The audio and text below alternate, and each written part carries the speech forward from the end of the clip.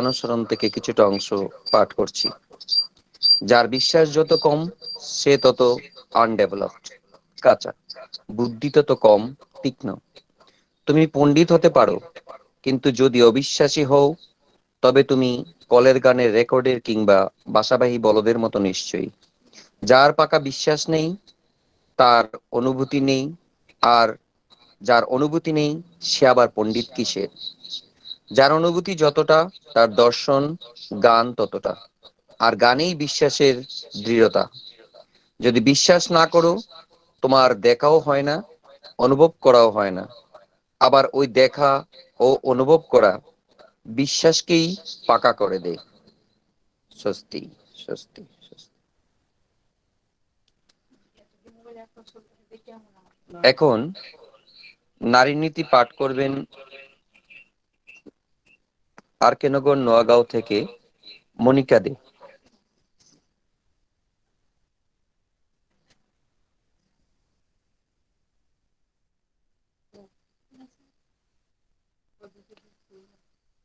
মনিকা পিসি আছো কি?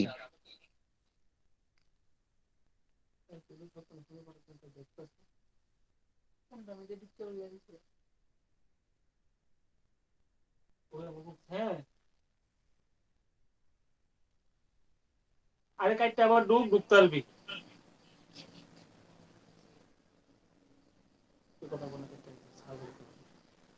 একটু মনিকা পিসি নেটের ইয়েতে গোলযোগে বেরিয়ে গেছে, আবার ঢুকবে। পিসি তাড়াতাড়ি।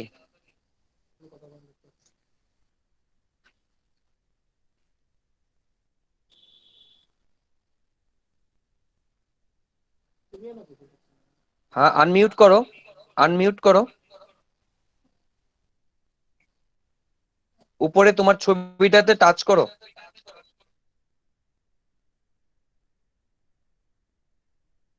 টাচ করে একটা লাল ইয়ে আছে ওইটা ইয়ে করে দাও।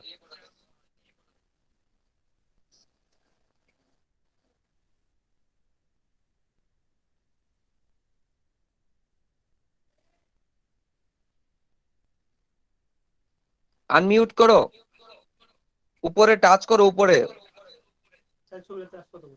তোমার ছবিটা হয়েছে। হ্যালো, হ্যাঁ হ্যাঁ, ঠিক আছে ঠিক আছে, করো নারী নীতি পাঠ।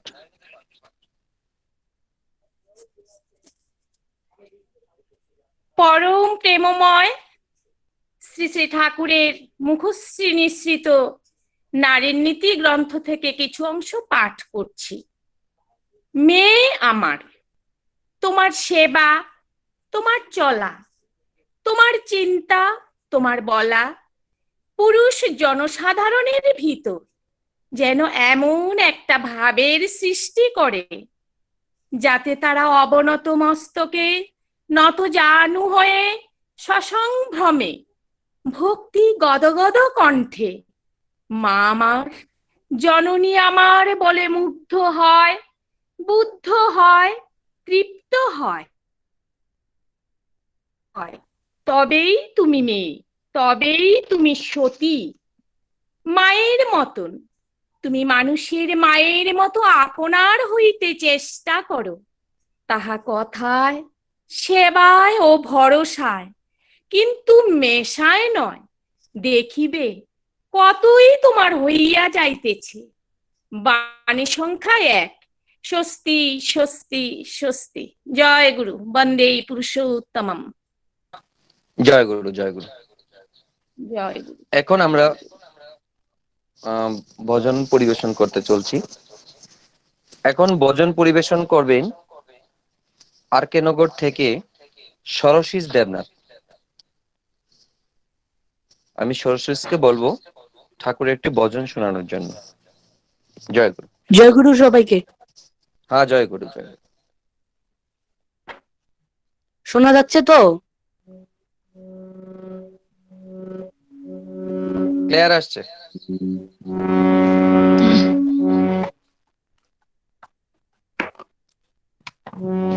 তুমি ছাড়া আর কে পারে ভালোবাসা দিয়ে এমন ভরিয়ে দিতে এ সংসারে? তুমি ছাড়া আর কে পারে ভালোবাসা দিয়ে এমন ভরিয়ে দিতে এ সংসারে তুমি ছাড়া আর কে পারে।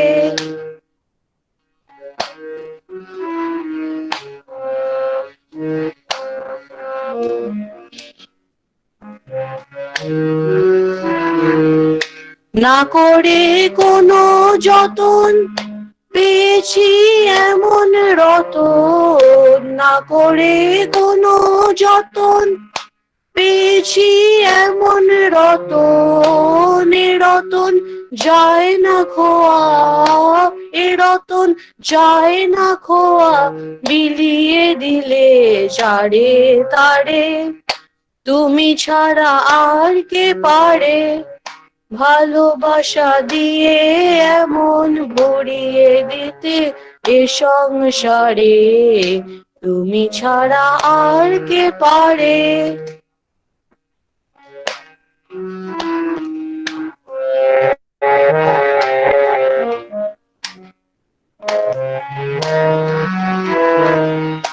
জনম জনম ধরে সারা জীবন চেয়ে গেছি তোমায় বারে বারে, জনম জনম ধরে সারা জীবন চেয়ে গেছি তোমায় বারে বারে। তাই বুঝি কি এবার দয়া করে টেনে নিলে কাছে দয়াল এমনি হাত ধরে। তাই বুঝি কি এবার দয়া করে টেনে নিলে কাছে দয়াল এমনি হাত ধরে। আর কি ছাড়ি তোমারে গো, আর কি ছাড়ি তোমারে গো, হৃদয় পূর্ণ করে এখন রাখবো তোমায় ধরে। তুমি ছাড়া আর কে পারে ভালোবাসা দিয়ে এমন ভরিয়ে দিতে এ সংসারে তুমি ছাড়া আর কে পারে। ভালোবাসা দিয়ে এমন ভরিয়ে দিতে এ সংসারে তুমি ছাড়া আর কে পারে। জয় গুরু।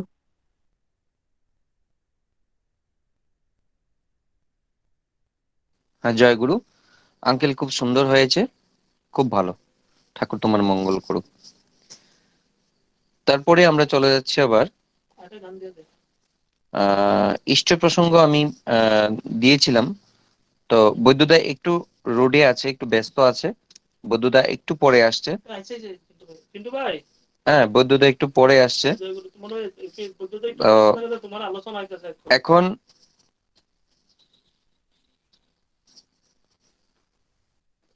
কার নাম কইস তো? কিন্তু ভাইয়ের নাম লেখা নাই আলোচনাতে? আছে। আগে তো বুদ্ধদা তো টাউনে ডাক্তার দেখাইতেছে। কিন্তু ভাই মিটিং চলতেছে। আচ্ছা, ঠিক আছে। ঠিক আছে। জয় গুরু।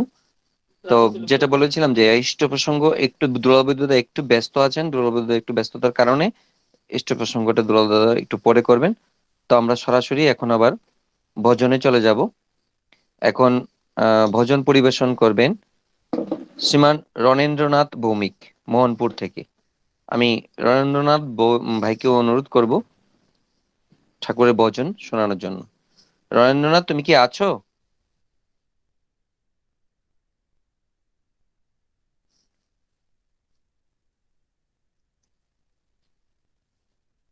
রণেন্দ্র, কি আছো?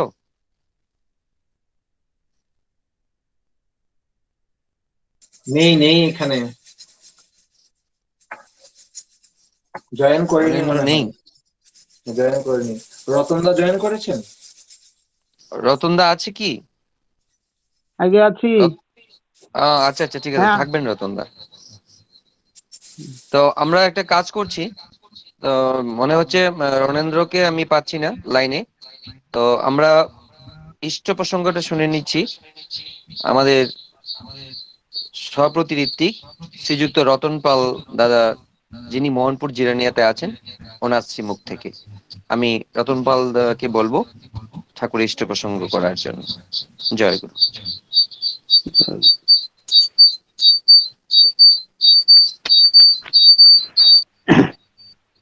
বন্দে পুরুষোত্তমম।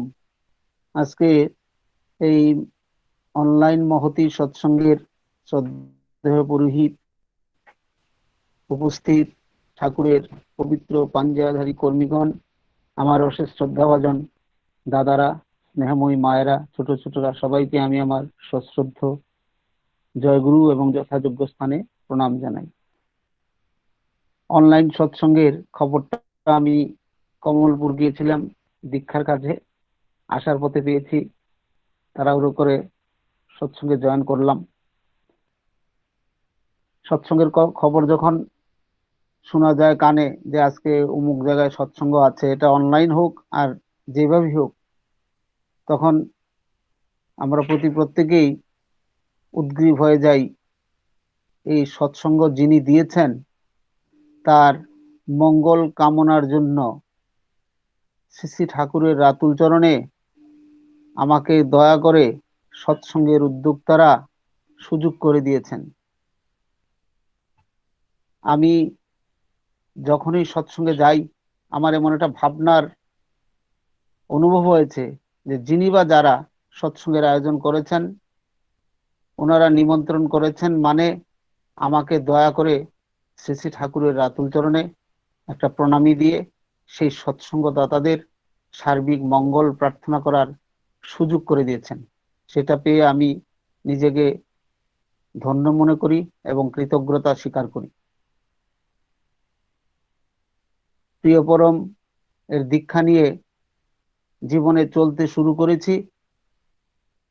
প্রিয় পরমের রেতধারা, প্রিয় পরমের আবির্ভাব, তার দয়ার কথা বলা আমার মতো মানুষের আরো মনে হয় কয়েক জন্ম লাগবে।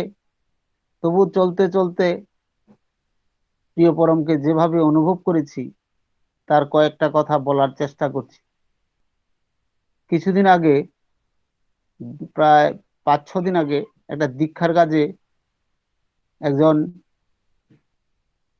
গোসাই প্রকৃতির মানুষ, মানে তারা বৈষ্ণব ধর্মের গোসাই, তারা দীক্ষা দান করেন। সেই বাড়িতে আমি দীক্ষার কাজে যাই।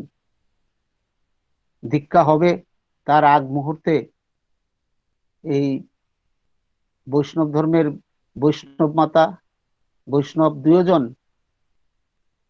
আমার সামনে এসে বসলেন। তাদের সঙ্গে আমি বলতে গেলে তাদের সন্তানের মধ্যেই তাদের মুখ থেকে কথাগুলি শুনছি। এমন আবেগ ভাবে শুনতে শুরু করলাম, হঠাৎ এমন একটা ঘটনা শুনলাম। আমি এত মনোযোগ দিয়ে ঘটনাটাকে বললাম যে আবার বলেন। আমার মনে হয়েছে ঘটনাটা আচার্যদেব শ্রী দাদা, শ্রী বাবাই দাদা, শ্রী অভিন দাদা বা ঠাকুরবাড়ির কেউর কাছে গল্প করার মতো।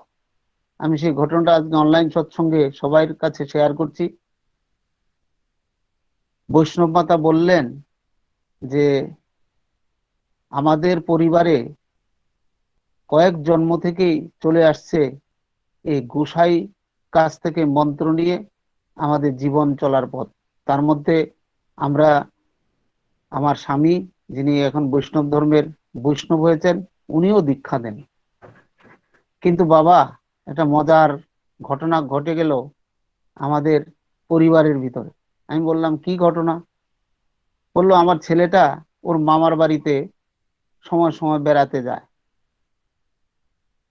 এই বেড়াতে গিয়ে দেখে, মানে প্রায় যায়, গেলেই তাদের টেবিলের উপরে, পরে আমি জানলাম ঘটনাটা, তাদের টেবিলের উপরে তোমাদের সৎসঙ্গের একটা বই থাকে, ছোট্ট একটা পাতলা বই।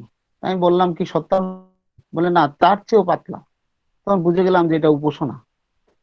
বলে এই বইটা সে 2-1 বার পড়লো, তারপর ওই বাড়ি থেকে বলে বইটা নিয়ে আমাদের বাড়িতে চলে এলো।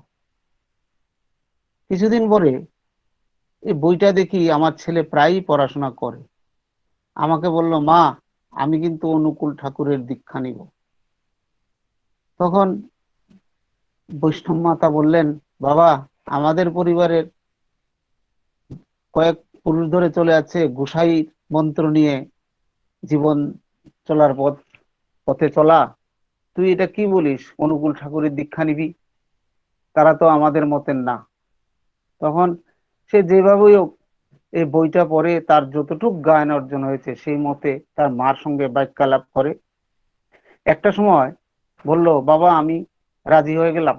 আমরা দুইজনে রাজি হয়ে গেলাম। বললাম যে তোমার যেখানে ভালো লাগে, যদি তোমার অনুকূল ঠাকুর ভালো লাগে তুমি দীক্ষা নিতে পারো। তখন আমার বড় ছেলে প্রথম দীক্ষা হলো। সেই থেকে বাবা আজ পর্যন্ত তুমি যাকে দীক্ষা দিবে এখন, সেও এই বংশের মানুষ। আর আমাদের গোসাইর কাছ থেকে কেউই দীক্ষা নিল না। আমার সমস্ত শরীর মন মানে এমন হয়ে গেল যে আমি যদি সুযোগ থাকতো এক্ষুনি দেওঘর গিয়ে আচার্য দেবশ্রী দাদা অথবা বাবা যার কাছে বাড়ি এই ঘটনাটা বলতাম যে ঠাকুরের উপাসনাও যাজন করে, ঠাকুরের উপাসনাও তার যে আদর্শ, তার যে লক্ষ্য মিশন, সেটা বলে কয়ে চলছে। অবাক হয়ে গেলাম, ভাবতে শুরু করলাম যাজন আমরা করি না, তার যাজন তিনিই করে চলেন। প্রকৃতিতে যেমন জন্মের পরে মানুষ অক্সিজেন, জল, আলো, বাতাস সব প্রকৃতি নিয়েই তার বায়ুমণ্ডল তৈরি করেছেন, শ্রী শ্রী ঠাকুরও তার সৎসঙ্গের মিশন, মানুষ তৈরির কারখানার যে মানুষ সম্পদ, মানুষকে যে মানুষ করে তোলার যত রসদ তিনি দয়া করে প্রকৃতিতে এমন ভাবে সাজিয়ে রেখেছেন, তিনিই যাজন করে চলছেন। আমি অবাক হয়ে গেলাম ঠাকুরের উপাসনা পাঠ করে, উপাসনা দেখে, যে বংশে গোসাই বৃত্তির দীক্ষার মধ্যে চলতো, বর্তমানেও আছে গোসাই গুরু, তার উপস্থিতিতে পরবর্তী বংশধররা পুরুষোত্তম শ্রী শ্রী ঠাকুরের রাতুল চরণে আশ্রয় গ্রহণ করলেন। আমাদের জীবনে এর চেয়ে বড় পাওয়া, এর চেয়ে বড় দেখা আমার মনে হয় আর কোনোদিন হয়েছে বা হবে কিনা জানিও না, যে তার উপাসনাও তিনি যাজন করেন। আমাদের জিরানিয়াতে একজন ঋত্বিক দাদা ছিলেন, শ্রদ্ধেয় হরেন্দ্র চৌধুরী। উনি একদম সাধারণ জীবন যাপন করতেন, একদম সাধারণ জীবন যাপন করতেন। একটা ছোট্ট ডিসপেন্সারি দোকান ছিল, কিন্তু তিনি সবসময় ধুতি পাঞ্জাবি ফতুয়া পরে চলাফেরা করতেন। মানে সবসময় ধুতি পাঞ্জাবিটাকে এমন ভাবে ঠাকুরের বলা মতো তৈরি করে চলাফেরা করতেন, মানুষ প্রায় লক্ষ্য করত। আমরা তখন কলেজ টলেজে পড়ি, ঠাকুরের দীক্ষিতই, কিন্তু ততটা এত কিছু বুঝি না। কিন্তু যখন দোকানে বা কোনো জায়গায় আড্ডা দিতে যেতাম, তখন ওই বাড়ির গার্জিয়ানরা, বাড়ির লোকেরা বলতো, ওই দেখ অনুকূল ঠাকুরের শিষ্যের, দেখলেই বোঝা যায় তারা অনুকূল ঠাকুরের শিষ্য। কি সুন্দর সাদা পাঞ্জাবি, কি সুন্দর সাদা ধুতি পরে মন্দিরে যায়। মানুষের মনে ঠাকুরের সবটা পর্যন্ত পরশ দিয়ে যাজন করে চলছে। আহা, প্রিয় পরম, তিনি যে কি নিয়ে এসেছেন আমাদের জন্য, আমার মতো মানুষ আমি কবে যে বুঝবো, সেটা বসে বসে হা করে চেয়ে থাকি, কবে বুঝবো তিনি আমার জন্য কি নিয়ে এসেছেন। আজ ঘরে ঘরে যে যুদ্ধ চলছে, রাষ্ট্র থেকে ঘর পর্যন্ত। কিছুদিন আগে একটা সেমিনার হয়েছিল এডুকেশনের, সেখানে আমরা কিভাবে মানুষ হব, কিভাবে শিক্ষক হব, কিভাবে ছাত্রের মতো হবে, কিভাবে শিক্ষা পদ্ধতিটা চলবে, অনেকে অনেক বক্তৃতা করেছেন, মূল্যবান বক্তৃতা দিয়েছেন। কিন্তু আমি ভেবে দেখলাম সেই মূল্যবান বক্তৃতার পেছনে একটা মানুষ দরকার। আমি বললাম যে রাষ্ট্রপ্রধানদের যে কথাবার্তা, রাষ্ট্রপ্রধান সম্পর্কে যে আমাদের আলোচনা, আপনি ভেবে দেখেন, প্রধানমন্ত্রী আমরা ছাত্রদের শিখাই, আজ ভারতের প্রধানমন্ত্রীর নাম কি, অমুক, শিখাই আমরা বই পুস্তকে ওঠে। সেই প্রধানমন্ত্রীকে, সেই রাষ্ট্রপ্রধান যারা আছেন, যারা আমাদের রাষ্ট্র পরিচালনা করছেন, যে যে সময় করে থাকেন না কেন, তাদের সম্বন্ধে বিশ্রী কুমন্তব্য আমরা সমাজে, পরিবেশে, পত্র পত্রিকায়, টিভিতে প্রায় শুনতে পাই। শিশুরা যদি আমাদের প্রশ্ন করে যে স্যার আপনি তো বললেন ভারতের প্রধানমন্ত্রী অমুক বিশিষ্ট মানুষ, কই উনার সম্পর্কে দেখি এরকম আলোচনা চলছে। সেভাবে রাষ্ট্র থেকে রাজ্য, রাজ্য থেকে গ্রাম পর্যন্ত শুধু অশ্রদ্ধার চাষ হতে চলছে, শুধু অশ্রদ্ধার চাষ। সেই অশ্রদ্ধার কারণে আজ আমরা কোনো রাষ্ট্রপ্রধানকেই প্রাধান্য দেই না, শ্রদ্ধা করি না। আর সেই অশ্রদ্ধার যে চাষ হচ্ছে, সেই চাষটা করছি আমার মতো মানুষ। এই মানুষটা এলো থেকে একটা পরিবার থেকে। এই পরিবারের মধ্যে যত অশ্রদ্ধার চাষ হয় সেটা পরিবেশে প্রভাব পড়ে। সেই পরিবেশ থেকে গ্রাম সমাজ করে করতে করতে করতে রাষ্ট্র পর্যন্ত চলে যায়। প্রিয় পরম শ্রী শ্রী ঠাকুরকে ধরে বুঝতে পারলাম তার আচার্য পরম্পরায় পরম পূজ্যপাদ শ্রী শ্রী বাবাই দাদা 2007 সালে তিনি বলেছেন একটা পরিবার রাষ্ট্রের জন্য কত প্রয়োজন। তাই তিনি আমাদের সবচেয়ে বেশি গুরুত্ব দিয়েছেন পরিবার পরিচালনা। পরিবারের মধ্যে শ্রী শ্রী ঠাকুরের আদর্শকে আমরা যেন প্রত্যেকটা পরিবার যেন এমন ভাবে মুগ্ধ করে রচনা করতে পারতাম। আজ আমাদের যাজন করতে হয় না, ঘুরতে হয় না মানুষের দুয়ারে দুয়ারে দীক্ষার জন্য।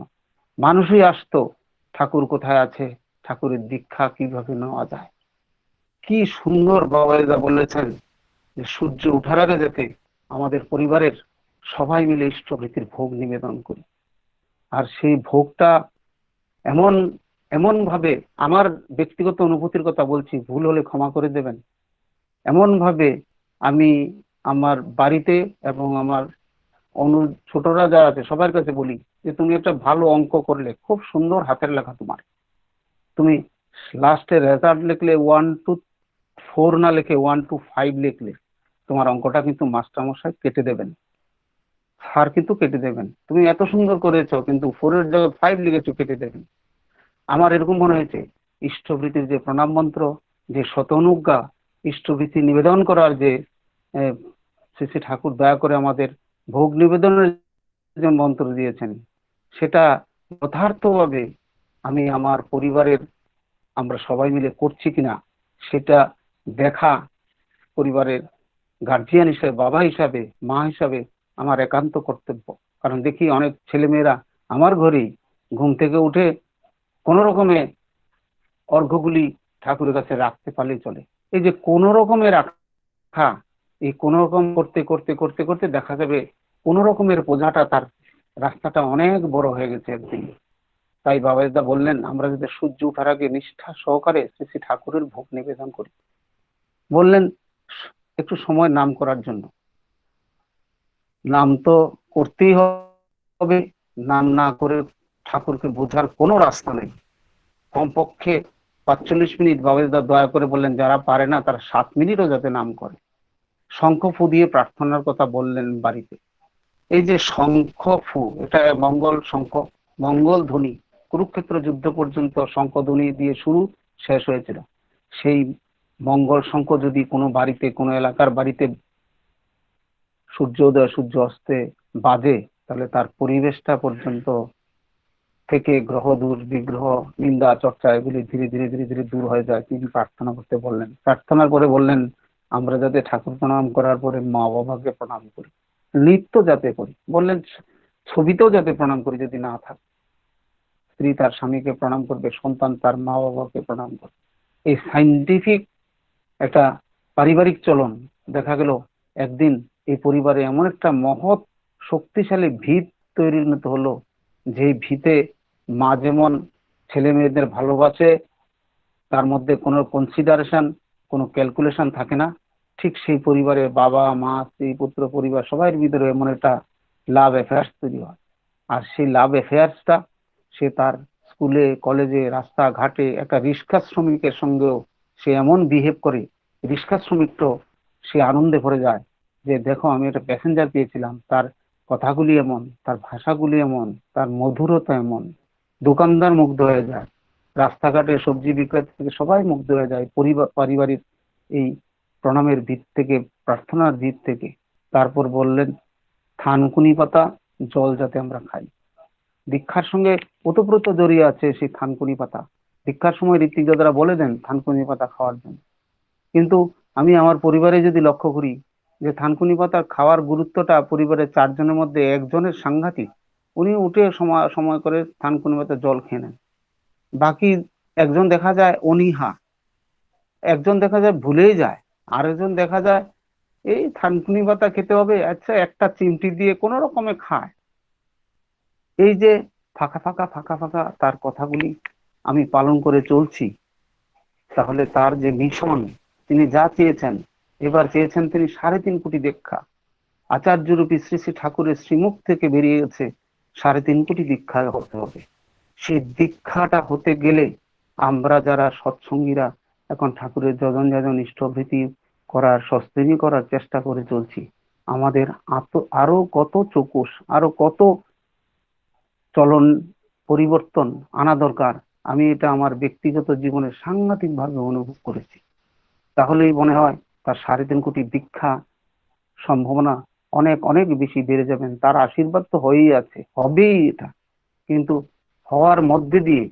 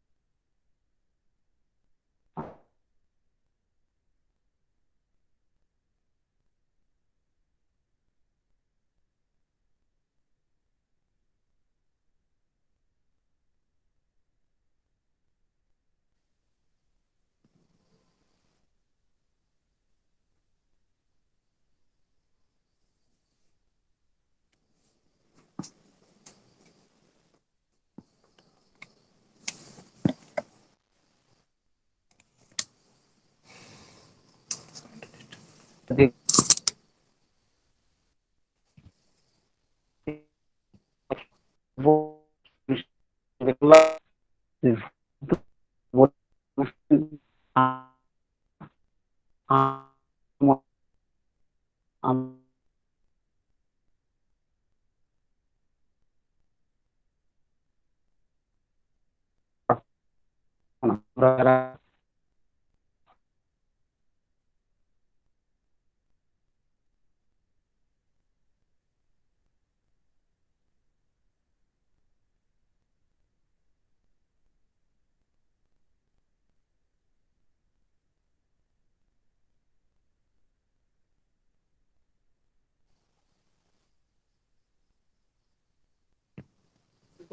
জয়গুরু রতন দা, এটা ক্লিয়ার আসছে না, একটু আনমিউট করে আবার একটু মিউট করে দাও, তাহলে ক্লিয়ার হয়ে যাবে।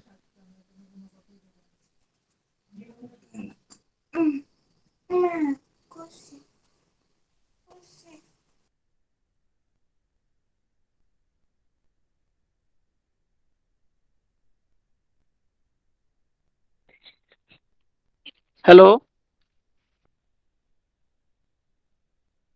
হ্যালো ঠিক আছে, ঠিক আছে রতন দা নাকি? ঠিক আছে, আগে ঠিক আছে, এখন করো।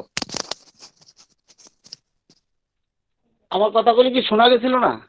হ্যাঁ, আগে মাঝখানে একটুখানি লাস্টের 2-3 মিনিট স্টপ ছিল। আচ্ছা, আমি লাস্ট পেপারটা তো বলা যাবে না, তখন বলছি এখন হ্যাঁ, মানে তুমি বলা কন্টিনিউ, তুমি কন্টিনিউ রাখো। আগে আমার 15 মিনিট সময়। ইয়ারফোনটা লাগিয়ে নাও। এয়ারফোনটা নিলাম। আচ্ছা,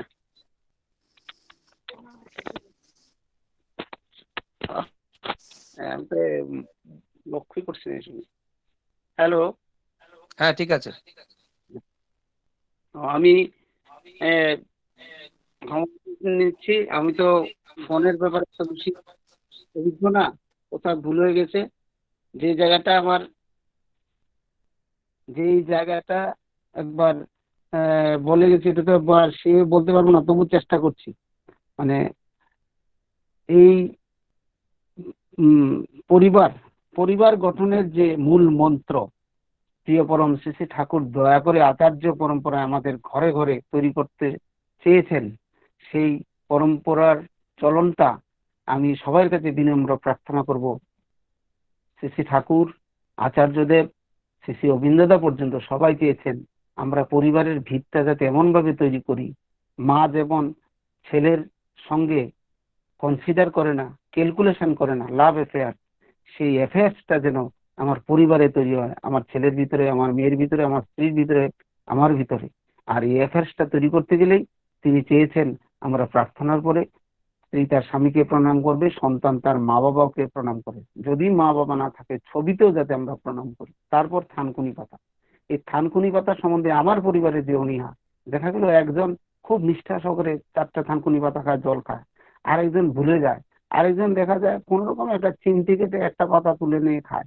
এই যে ফাঁকা ফাঁকা চলনটা, সেই চলনটা লক্ষ্য করা আমার একমাত্র কর্তব্য। আমি এটা যদি প্রত্যেকদিন লক্ষ্য করি যে সবাই আমরা থানকুনি পাতা নিষ্ঠা সহকারে খেলাম কিনা। এই করার ভিতর দিয়ে দেখা গেল যে এই পরিবার থেকে কোন ছেলে বা মেয়ে বা বাড়ির কেউ যখন একটা রিক্সা শ্রমিকের সঙ্গে কথা বলে, সেই তখন সে তার মনে মনে ভাবে আমি, আমার মাথায় ঠাকুর আছে, ঠাকুর একটা মানুষের সঙ্গে কিরকম ব্যবহার করতে বলেছেন, কিরকম আচরণ করতে বলেছেন, তখন অটোমেটিক্যালি দেখা যায় তার মুখ, তার অঙ্গ প্রত্যঙ্গ থেকে এই কথাগুলি বেরিয়ে যায়। আর তখন মানুষ দেখে, বলে এই দেখ অনুকূল ঠাকুরের, তারা তো আর শ্রী ঠাকুর বলে না, বলে এই দেখ অনুকূল ঠাকুরের যারা শিষ্য দীক্ষা নিয়েছে তাদের চলন দেখ, তাদের আচরণ দেখ, তার কথা দেখ। সেইভাবেই আমরা যদি প্রত্যেকটা পরিবার তৈরি হই, তাহলে একটা বিশাল বড় যাজন তৈরি হয়ে যাবে, বিশাল বড় যাজন। আমার মুখে দাড়ি থাকে, একবার শ্রী বাবাইদা বললেন যে ঠাকুর প্রত্যেকদিন শেভ করতে পছন্দ করেন, দাড়ি কামাতে পছন্দ করেন, আমিও তাই জন্য করি। এই যে পরিষ্কার পরিচ্ছন্ন হয়ে আমি ঠাকুরকে নিয়ে কারোর বাড়িতে গেলাম, কারোর কথার সঙ্গে কথা বললাম, মানুষ আমার এপিয়ারেন্সটা দেখো, একটা অ্যাট্রাকশন আসে যে দেখো কি সুন্দর তার চেহারাটা, সে কি সুন্দর ঠাকুরের কথা বলে। এই যে ভাবনা, এই ভাবনাগুলির প্রকাশ যদি আমি আমার পরিবারে করতে চাই, তাহলে তিনি যে ব্রত দিয়েছেন সস্তৈনী ব্রত, বহু পরিবারে মা বাবা সস্তৈনী নিয়েছে, ছেলে মেয়েদের নেওয়া হয় না। 11 বছর পেরিয়ে যায়, 12 বছর পেরিয়ে যায়, 15 বছর, 20 বছর পেরিয়ে যায়, নিবে। এই যে এই যে ভাবনাটা, আমি আমি আমার জীবনে যদি ভুল বলে থাকি ক্ষমা করবেন। আমি সবার সঙ্গে একটা বিনম্র ভাবে প্রার্থনা জানাই, আমাদের সৎসঙ্গী পরিবার যেগুলিতে আমরা বাবা মা সস্তনী নিয়েছি, আমাদের ছেলে মেয়ে কেউ যাতে বাদ না থাকে সস্তনী ব্রতনেতে। এর মধ্যে যেন আমরা কোন রকমের কম্প্রোমাইজ না করি, কারণ এই আধা ভাঙ্গা ভাবটা পরিবেশে ক্রিয়া করে। আমি ঠাকুরকে সম্পূর্ণভাবে প্রকাশ করতে পারি না। সম্পূর্ণভাবে যদি আমি ঠাকুরকে প্রকাশ করতে চাই, তাহলে বাড়িতে যজন যাজন ইষ্টভীতি সস্তনী সদাচার পালনে আমরা প্রত্যেকে অভ্যস্ত যদি হতে পারি, তাহলেই দেখা যাবে আমার পরিবারটা পরিবেশের মধ্যে একটা প্রভাব ক্রিয়া করে। আর সেই পরিবেশ ধীরে ধীরে রাষ্ট্র পরিবর্তনে, রাষ্ট্রের মধ্যে পর্যন্ত প্রভাব ক্রিয়া করবে। আজকে বেরিয়ে দেখেন, যেখানেই বেরাম নিন্দা, হিংসা আর অহংকার। শ্রী ঠাকুর কত কথা সত্যানুসরণে বলেছেন, একটা কথাও যদি জীবনে পরিপালন করতে পারে, অহংকার করো না, জগতে হীন হয়ে থাকতে হবে। বাঁচতে গেলে মিথ্যা কথার প্রয়োজন নাই। ভুল বলে থাকো, নিজ দোষ স্বীকার করো, মুক্ত কলঙ্ক হবে, জগতে স্নেহের পাত্র হবে। কি মধুর সমাধান! পৃথিবীর আর কোনো বইয়ে সেই সমাধান নাই একটা মানুষের জীবনকে সুন্দর করা। আমরা ভুল করি, ভুল বোধ স্বীকার করতে পারি না, খাটো হয়ে যাব। ঠাকুর বলছেন, যে খাটো হওয়ার ভয়ে ভুল স্বীকার করে না, সে কোনোদিন বড় হয় না। কি চমৎকার সমাধান শ্রী ঠাকুর দয়া করে দিয়েছেন। আমাদের প্রিয় পরম কি ঢালাও সাজানো জিনিস নিয়ে আমাদের জীবনে চলে এসেছেন। আমরা আমাদের দীক্ষার মাধ্যমে এনে যুক্ত করে আমাদের কত সুন্দর একটা পবিত্র জীবন চালনার রাস্তায় তিনি নিয়ে চলছে। আমার একটা প্রার্থনা থাকবে, অনলাইন সৎসঙ্গে যারাই উপস্থিত আছেন, আমাদের এই পরিবারগুলিও যদি সম্পূর্ণভাবে যজন যাজন ইষ্টভীতি সস্তনী। এটা কেমন কথা? আমি সস্তনী নিলাম, আমার বউ সস্তনী নিলাম, আমার ছেলে মেয়েগুলি সস্তনী নেয় না, ওরা পরে নেবে। এটা তো কেমন কথা? আমি কি বুঝে সস্তনী নিলাম? তাহলে আমি আমার বউ কি বুঝে নিরামিষ খাই, সস্তনী পালন করি, আমার ছেলে মেয়েদের জীবনটা আমি আনতে পারি না? তাহলে বোঝা গেল যে আমি আমার বাবা মা হয়ে আমি সেই আচরণটা আমার ছেলে মেয়ের উপরে ক্রিয়া করতে পারছি না। এই পরিবেশে তো আমার করা কোনো মতেই সম্ভব না। কাজেই তিনি এমন ভাবে বলেছেন, আমরা পরিবারটা যাতে একটা মজবুত সৎসঙ্গী পরিবার গড়ার লক্ষ্যে চলতে থাকে। একটা গ্রামে যদি 5টা সৎসঙ্গী ভালো ফ্যামিলি থাকে, তাহলে পরিবেশ সৎসঙ্গের কথা বলা ছাড়া আর কিছু চিন্তা করতে পারবে না। আমার একজন পরিচিত ওসি ছিলেন, তিনি সিআই হয়ে গেছেন, ইনি মুসলমান, ইনি জিরানিয়া থানাতে ছিলেন। এই নামটা এখন মনে আসছে না, সাবির আহমেদ, উনি জিরানিয়াতে ছিলেন। উনি আমার সঙ্গে খুব ভালো সম্পর্ক ছিলেন। মুসলমান হলে কি হবে, ওনার বাড়িতে আমি গেলাম। উনি একদিন যে কোনো একটা গুরু ভাইয়ের বাড়িতে এসে প্রার্থনা, প্রণাম, মা বাবাকে দেখে মুগ্ধ হয়ে গেলেন। বলে এখনো এই সংস্কার আছে ঘরে ঘরে, আর এই সংস্কারেই সমাজের একটা বিরাট বড় ভিত্তি প্রতিষ্ঠার সংস্কার এনে দেবে। আমাকে তিনি বলে গেলেন, এখন মনের সঙ্গে আমার কথা হয়। উনি সৎসঙ্গের আদর্শ প্রতি নত হয়ে আছেন। আমরা সবাই শ্রী শ্রী ঠাকুরের চরণে, রাতুল চরণে প্রার্থনা জানাই, আমরা যেন তার মনের মতো তিনি যা চেয়েছেন, হতে তো পারা কঠিন, কিন্তু আমরা যাতে একবার আপ্রাণ চেষ্টা করি। হে প্রভু, হে প্রিয় পরম, হে আচার্যদেব, তুমি যা চেয়েছ আমি চেষ্টা করি করতে, তাহলে তার 3.5 কোটি দীক্ষা হবে, সমাজ তৈরি হবে, পরিবেশ তৈরি হবে, আমরা আনন্দে থাকবো। যেখানে যাব সেখানে আমরা সৎসঙ্গী পাবো, আনন্দে থাকবো। আমার ভুল ত্রুটি হলে ক্ষমা করে দেবেন। আজকে সবাইকে আমি আবার আমার সশ্রদ্ধ জয়গুরু জানিয়ে আমার ইষ্ট প্রসঙ্গ এখানেই রাখলাম। জয় গুরু। জয় গুরু। রতনদাকে জয়গুরু জানাই। আমি পরম দয়ালের শ্রীচরণে রতনদা এবং ওনার পরিবারের প্রত্যেকের মঙ্গল কামনা করছি। ভগবানের কাছে প্রার্থনা করছি যেন উনি সুস্থ থাকেন আর এমনই করে ইষ্ট প্রসঙ্গ আমাদেরকে শুনিয়ে যান। জয় গুরু রতনদা। জয় গুরু। এখন আমরা ফিরে যাচ্ছি আবার ভজন সঙ্গীতে। এখন ভজন পরিবেশন করবেন মোহনপুর থেকে আমাদের ইষ্টপ্রাণ শ্রী রণেন্দ্রনাথ ভৌমিক।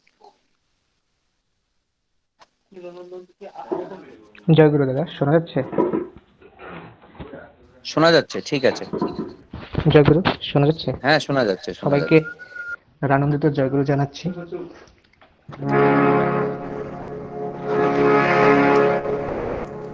দয়া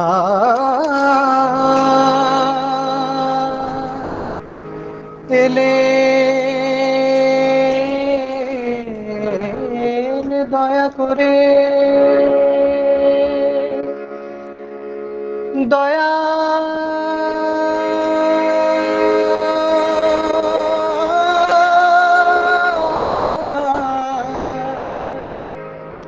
এলে দয়া করে, তার রূপ দেখে তো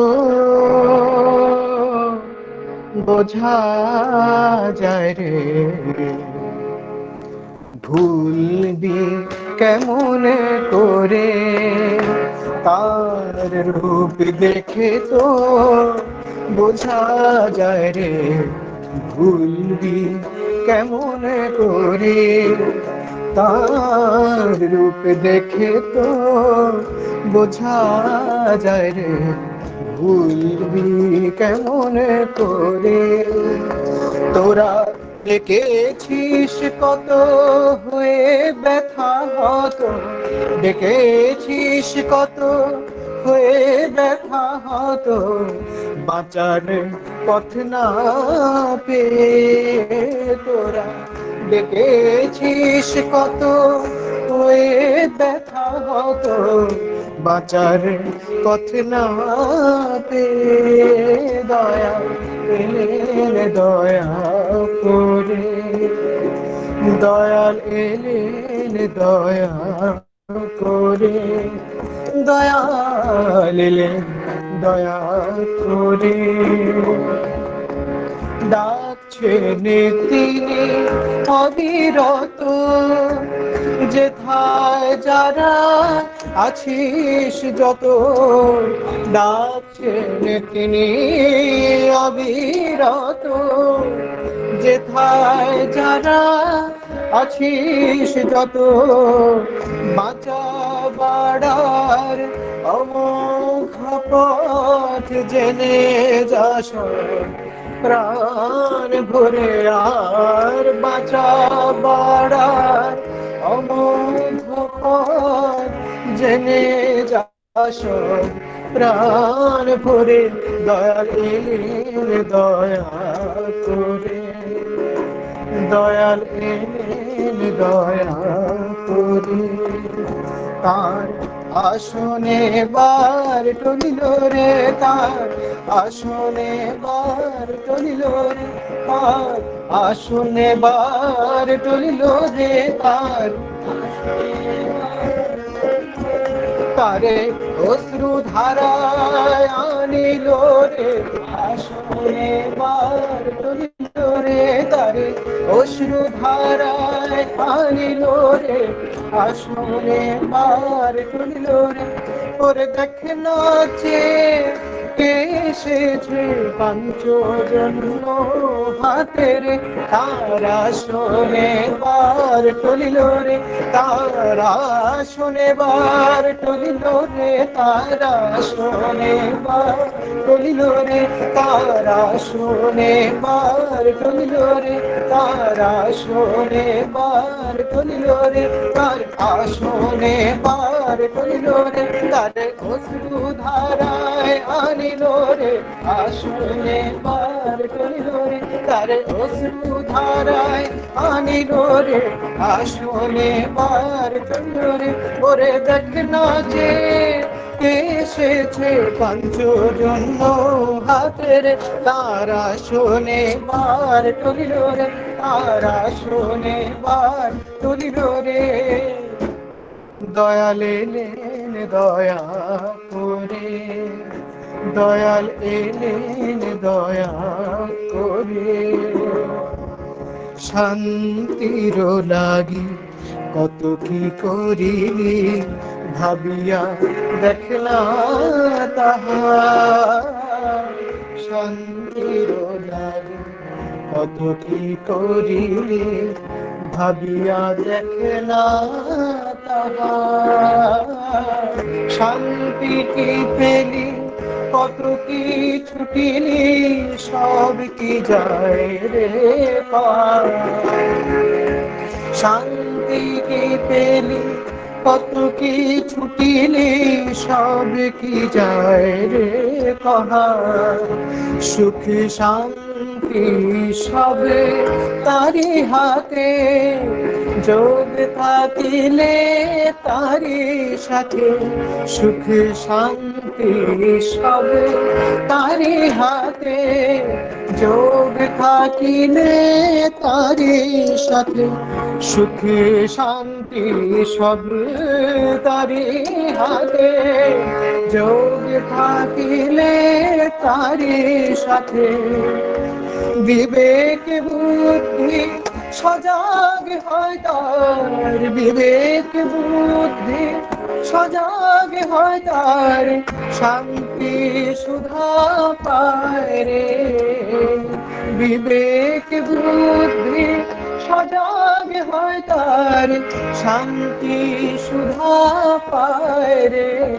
সে যে শান্তি সুধা পায় রে, সে যে শান্তি সুধা পায় রে। তখন সমন যে তার যায় দূরে, তখন সমন যে তার যায় দূরে, তার লীলার সাথী হলে পরে। সমন যে তার যায় দূরে, তার লীলার সাথী হলে পরে। সমন যে তার যায় দূরে, ওরে জীবনে মৃত্যু পায়ের বৃত্ত, ভাব না কিছু নাই রে তখন। সমন যে তার যায় দূরে, তখন সমন যে তার যায় দূরে, তার লীলার সাথী হলে পরে।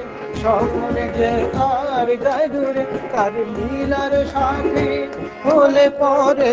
সমন যে তার যায় দূরে, ওরে জীবনে মৃত্যু পায়ের বৃত্ত, হবে না কিছু নাই রে তখন। সমন যে তার যায় দূরে, তখন সমন যে তার যায় দূরে। দয়া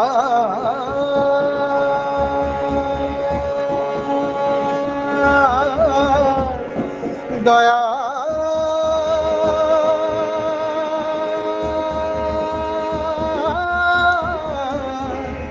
দয়া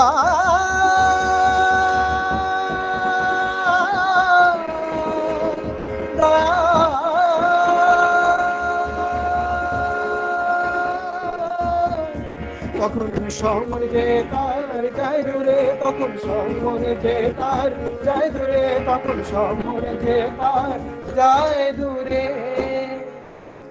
দয়ালে এলেন দয়া করে, দয়ালে এলেন দয়া করে, তার রূপ দেখে তো বোঝা যায় রে, ভুলবি কেমনে করে, তার রূপ দেখে তো বোঝা যায় রে, ভুলবি কেমনে করে।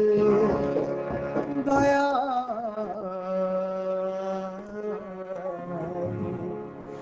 এলে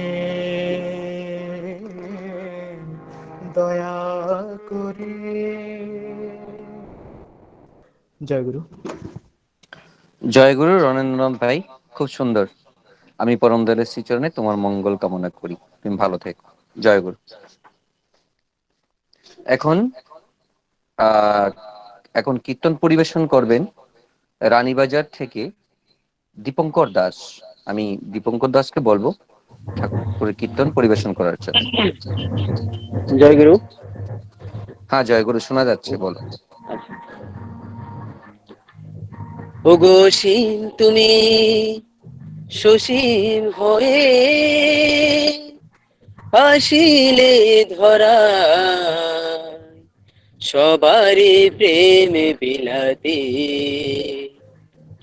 ওগো অসীম তুমি সসীম হয়ে আসিলে ধরায়, ওগো অসীম তুমি সসীম হয়ে আসিলে ধরায়, সবারই প্রেম বিলাতে, সবারই প্রেম বিলাতে।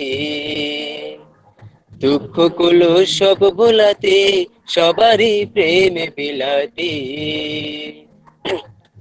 মানুষ জনের শোক মেটাতে, জীবন তরি পার করাতে, মানুষ জনের শোক মেটাতে, জীবন তরি পার করাতে, মনে যদি রাখি তোমার দয়াল আমার, মনে যদি রাখি তোমায়, মনে যদি রাখি তোমায়, সব বাধা ঠিকই পেরিয়ে যায়, আসিলে প্রেম বিলাতে, সবারই প্রেম বিলাতে। মানুষ জনের সুখ মিটাতে, জীবন তরি পার করাতে, মানুষ জনের সুখ মিটাতে, জীবন তরি পার করাতে, মনে যদি রাখি তোমার দয়াল আমার, প্রাণের ঠাকুর আমার, প্রাণের ঠাকুর আমার। মানুষ জনের সুখ মেটাতে, জীবন তরি পার করাতে, মানুষ জনের সুখ মেটাতে, জীবন তরি পার করাতে, মনে যদি রাখি তোমায়, মনে যদি রাখি তোমায়, সব বাধা ঠিকই পেরিয়ে যায়, আসিলে প্রেম বিলাতে, সবারই প্রেম বিলাতে। ওগো অসীম তুমি সসীম হয়ে আসিলে ধরায়, সবারই প্রেম বিলাতে। ভালোবাসার পথ দেখালে, সৎ পথেতে চলা শেখালে, ভালোবাসার পথ দেখালে, সৎ পথেতে চলা শেখালে, শ্রীরাম কৃষ্ণ বুদ্ধ যিশু, শ্রীরাম কৃষ্ণ বুদ্ধ যিশু একই জনে যে হয়, শ্রীরাম কৃষ্ণ বুদ্ধ যিশু একই জনে যে হয়। যুগে যুগে আসেন তারা নিত্য নতুন রূপ ধরে, যুগে যুগে আসেন তারা নিত্য নতুন রূপ ধরে, আসিলে প্রেম বিলাতে, সবারই প্রেম বিলাতে। ভালোবাসার পথ দেখালে, সৎ পথেতে চল শেখালে, ভালোবাসার পথ দেখালে, সৎ পথেতে চল শেখালে, শ্রীরাম কৃষ্ণ বুদ্ধ যিশু, শ্রীরাম কৃষ্ণ বুদ্ধ যিশু একই জনে যে হয়, শ্রীরাম কৃষ্ণ বুদ্ধ যিশু একই জনে যে হয়। যুগে যুগে আসেন তারা নিত্য নতুন রূপ ধরে, যুগে যুগে আসেন তারা নিত্য নতুন রূপ ধরে, যুগে যুগে আসেন তারা নিত্য নতুন রূপ ধরে, যুগে যুগে আসেন তারা নিত্য নতুন রূপ ধরে, আসিলে প্রেম বিলাতে সবারই প্রেম বিলাতে। ওগো অসীম তুমি সসীম হয়ে আসিলে ধরায়, ওগো অসীম তুমি সসীম হয়ে আসিলে ধরায়, সবারই প্রেম বিলাতে সবারই প্রেম বিলাতে। জয় গুরু। জয়গুরু দীপঙ্কর ভাই, খুব ভালো। আমি পরম দয়ালের শ্রীচরণে তোমার মঙ্গল কামনা করি। তুমি এত অসুবিধার মধ্যে আজকে ঠাকুরের গান পরিবেশন করেছো। ঠাকুর তোমার জয় মঙ্গল গুরু করো। জয় গুরু। জয় গুরু, জয় গুরু। এখন আমরা আবার ফিরে যাচ্ছি ইষ্ট প্রসঙ্গে। এখন ইষ্ট প্রসঙ্গ করবেন পিন্টু, আছো কি?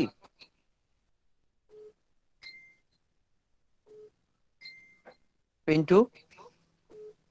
হ্যাঁ বলো, আমি তো আছি। আর কি ও শেষ হয়ে আচ্ছা, গেছে নাকি? না তোমার পরে একজন কীর্তন আছে, নাকি কীর্তনটা আগে দেবো? কীর্তন করে না। তোমার কি কীর্তন অসুবিধা? কীর্তন করে করা হয়ে নিতাম। যাবে। হ্যাঁ হ্যাঁ ও হ্যাঁ, ঠিক সবকিছু আছে, কমপ্লিট। ঠিক আছে, ঠিক আছে। তো আমরা আরো একটি কীর্তন শুনে নিচ্ছি। এখন কীর্তন পরিবেশন করবেন কাশীপুর থেকে দীপক দেবনাথ কাকু। আমি দীপক দেবনাথ দাদাকে বলবো ঠাকুর একটি কীর্তন পরিবেশন করার জন্য। দীপক দা আছেন কি?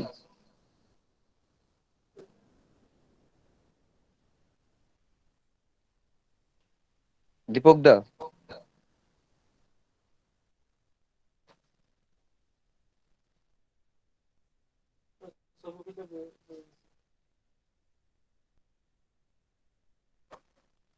দীপক দা লাইনে আছে? দীপক দা?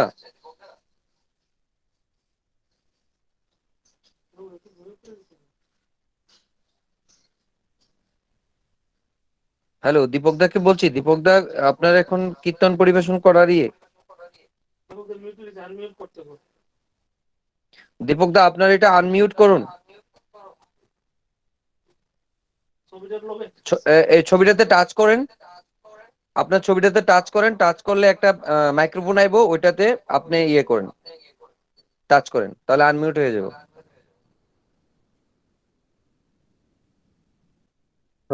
আপনার ছবিটাতে টাচ করেন।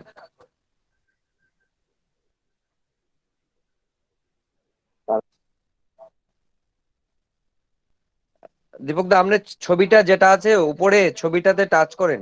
টাচ করলে একটা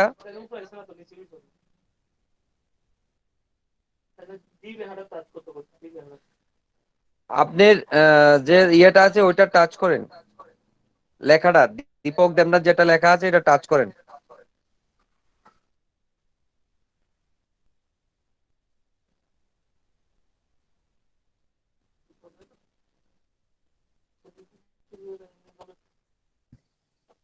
হ্যালো হ্যাঁ হ্যাঁ হ্যাঁ, ঠিক আছে, ঠিক আছে, করেন করেন করেন। হ্যালো হ্যালো, শোনা যায়?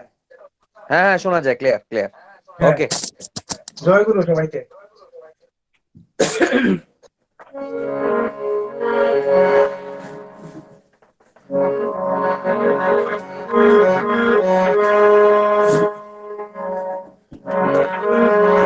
যদি মানুষ হয়ে থাকো, মানুষকে ভালোবাসো, সুখে দুঃখে মানুষের পাশে দাঁড়াও, জগতের কল্যাণে ইষ্টের ইপ্সিত সৎমন্ত্রে দাও দীক্ষা। সৎ নামে জগৎ মাতা, যদি মানুষ হয়ে থাকো, মানুষকে ভালোবাসো, সুখে দুঃখে মানুষের পাশে দাঁড়াও, জগতের কল্যাণে বিশ্বের ইপ্সিত সৎমন্ত্রে দাও দীক্ষা। সৎ নামে জগৎ মাতা, সৎ নামে জগৎ মাতা, যদি মানুষ হয়ে মানুষকে ভালোবাসো, সুখে দুঃখে মানুষের পাশে দাঁড়াও, জগতের কল্যাণে ইষ্টের ঈপ্সিত সৎমন্ত্রে দাও দীক্ষা। সৎ নামে জগৎ মাতা, কান পেতে শুনো ওই ধ্বংসের ধামামা, আকাশ বাতাস ফেলেছে। কান পেতে শুনো ওই ধ্বংসের ধামামা, আকাশ বাতাস ফেলেছে। নিমেষেই লয় হবে, সব রসা চলে যাবে, প্রলয়ের সংকেত বেজেছে।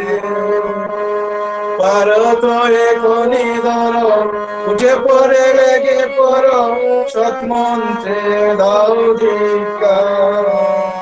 সৎ নামে জগৎ মাতা, সৎ নামে জগৎ মাতা। যদি মানুষ হয়ে থাকো, মানুষকে ভালোবাসো, সুখে দুঃখে মানুষের পাশে দাঁড়াও, জগতের কল্যাণে ইষ্টের ঈপ্সিত সৎমন্ত্রে দাও দীক্ষা। সৎ নামে জগৎ মাতা, সৎ নামে জগৎ মাতা। কান পেতে শুনো ওই ধ্বংসের ধামামা, আকাশ বাতাস ফেলেছে। কান পেতে শুনো ওই ধ্বংসের ধামামা, আকাশ বাতাস ফেলেছে। সেই লয় হবে, সব রাশা চলে যাবে, প্রলয়ের সংকেত বেজেছে। ভারত এখনই ধরো, উঠে পড়ে লেগে পড়ো, সৎমন্ত্রে দাও দীক্ষা। সৎ নামে জগৎ মাতা, সৎ নামে জগৎ মাতা। যদি মানুষ হয়ে থাকো, মানুষকে ভালোবাসো, সুখে দুঃখে মানুষের পাশে দাঁড়াও, জগতের কল্যাণে ইষ্টের ঈপ্সিত সৎমন্ত্রে দাও দীক্ষা। সৎ নামে জগৎ মাতা, সৎ নামে জগৎ মাতা। যদি মানুষ হয়ে থাকো, মানুষকে ভালোবাসো, সুখে দুঃখে মানুষের পাশে দাঁড়াও, জগতের কল্যাণে ইষ্টের ঈপ্সিত সৎমন্ত্রে দাও দীক্ষা। সৎ নামে জগৎ মাতা, সৎ নামে জগৎ মাতা। সৎ নামে জগৎ মাতা, সৎ নামে জগৎ মাতা।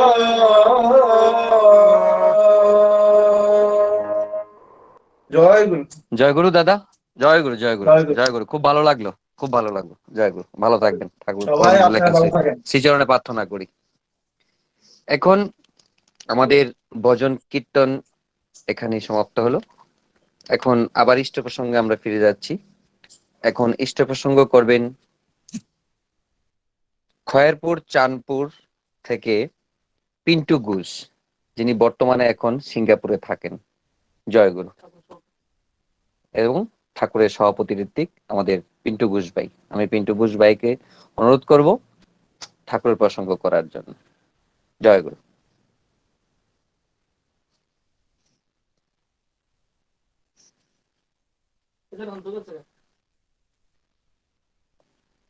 জয় গুরু। জয় গুরু, জয় গুরু। জয় গুরু। আজকে সৎসঙ্গে উপস্থিত সবাইকে আমার আন্তরিক জয় গুরু এবং যথাযোগ্য স্থানে প্রণাম। প্রথমে আমি একটা ব্যাপারে ক্ষমা চেয়ে নিচ্ছি, যে বা যারা মানে সবার সঙ্গে পরামর্শ পরিভূত করেছে আমাকে আজকে সৎসঙ্গে যখন আমি দেখলাম আমাকে পুরোহিত হিসাবে মানে রাখা হয়েছে। যদি ফিজিক্যালি যদি আমি সৎসঙ্গ করতাম তাহলে আমি কোনোদিনও এই জায়গাটা আমি মানে চাইতাম মানে নিতে পারতাম না, আমি ইগনোর করতাম। আর মেসেজটা যেহেতু সব জায়গায় পাবলিশ হয়ে গেছে, তো কোনো করার নেই। এখানে আজকের এই সৎসঙ্গে অনেকেই কর্মীরা আছেন উপস্থিত সৎসঙ্গে, এবং যিনি আজকে আলোচনা করেছেন শ্রদ্ধেয় মানে রতন পাল কাকু, উনাকে আমি কাকু বলে ডাকি। তো উনিও আজকে আলোচনা করেছেন, তো উনি থাকা সত্ত্বেও উনি আমাকে পুরোহিত রাখা হয়েছে, তার জন্য আমি খুব মানে ক্ষমা চেয়ে নিচ্ছি। যাই হোক, উপস্থিত যারা আছেন এবং পরমদয়ালের পুত্র পাঞ্জাদারি কর্মীবৃন্দু, প্রত্যেকের প্রতি আমার আন্তরিক জয়গুরু এবং যথাযোগ্য স্থানে প্রণাম। আজকে যার বাড়িতে সৎসঙ্গের আয়োজন করা অনলাইনের মধ্য দিয়ে শ্রীযুক্ত সুজিত দে, খাসনোয়াগাঁও, খুব ভক্ত মানুষ, ঠাকুরকে নিয়ে চলছেন প্রাণ ভরে পুরা পরিবার। আর এই অনলাইনের মধ্য দিয়ে উনি আমাদেরকে সুযোগ করে দিলেন, ভক্ত মানুষ আমাদেরকে সুযোগ করে দিলেন এই অনলাইনে ওনার বাড়িতে আমরা সৎসঙ্গ করছি।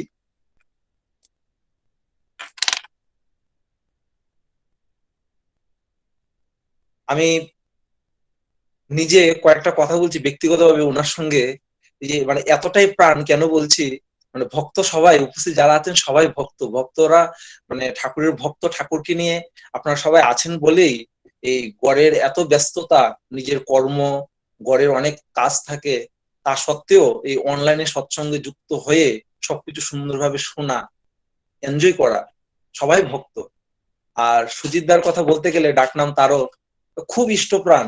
কোনো কর্মী বাড়িতে গেলে দীক্ষা না দিয়ে ফিরিনি। আর আমি যখনই বাড়িতে যেতাম পুরো একটাই মাথার মধ্যে মন্ত্র, যে আমাকে পিন্টু ভাই বলে সম্বোধন করে, যে পিন্টু ভাইয়ের দীক্ষা করাতে হবে।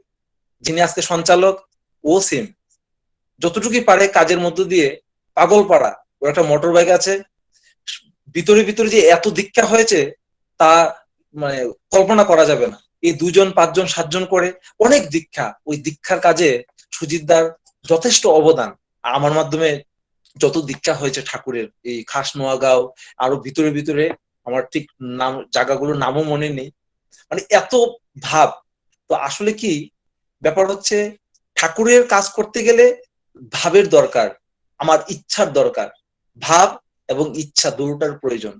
ঈশ্বরের প্রতি ভাব কখন জন্মাবে, কখন আসবে ভাব, যখন আমি একাত্মবোধ হয়ে তার সঙ্গে কোনো প্রশ্ন থাকবে না, কোনো যুক্তি থাকবে না, সহজ সরল ভাব নিয়ে যখন তার কাজে আমি লিপ্ত থাকব, চেষ্টা করব, তখন ভিতরে ভাব আসবে, নাম করতে ইচ্ছা হবে। আর নাম করতে করতে আমার আরো কর্মের প্রতি দৃঢ়তা, ভাব আরো বেশি জেগে উঠে আমি কাজ করতে সক্ষম হই। আমি খুব সহজে সবকিছুই আস্বাদন করতে পারি।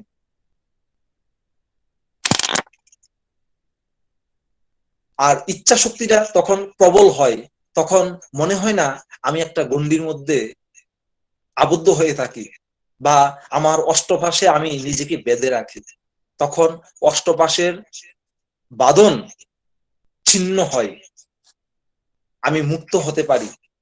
আমার মনের মধ্যে তিনি আছেন, মনের রাজা, তাকে আমি আমার শ্রেষ্ঠ স্তরে আমি তাকে বসিয়েছি, তার পথে আমি চলার চেষ্টা করছি। তখন আমি আর অষ্টপাশে আবদ্ধ থাকতে পারি না। তখন আমি মনে হয় যে এই যা কিছুই দেখছি সবকিছুকে নিয়ে আমি আরো বেশি করে কাজ করি ঠাকুরের কাজ। তখন আমার এই বন্ধন ছিন্ন হয়, আমি অনায়াসে কাজ করতে বেরিয়ে, তখন ইচ্ছা শক্তি বেড়ে যায়, সবাইকে আপন করে নিয়ে খুব সহজে কাজ করি। তো এমন আমাদের সবার হতে হবে, শুধু একজনই যে উনি তা না, এরকম অনেকেই আছেন উপস্থিত যারা আছেন, সবাই খুব ভক্ত মানুষ, খুব ভালোভাবে ঠাকুরের কাজ করছেন। আজকের আলোচনা আমি তো তেমন ভাবের কথা জানি না, ঠাকুরের জীবদ্দশায় মানে ঠাকুরের ভাবটাই ছিল এমন, যেন প্রেম ঝরছে, ভালোবাসা কোনো কমি নেই। ওই ভালোবাসাকে আস্বাদন করার জন্য তার ব্যক্তিগত জীবন বলতে কোনো কিছু ছিল না। তিনি যেখানেই যেতেন, যেমন মৌচাকে মৌমাছিরা যেরকম মধু আহরণ করেন, বিড়বিড় করে মৌচাকে বসে থাকে, তেমনি ঠাকুর পাবনাতে যখন ছিলেন যেখানেই বসতেন ভক্তরা ঠাকুরকে ঘিরে তার অমৃত সুধা পান করার জন্য বসে থাকতেন।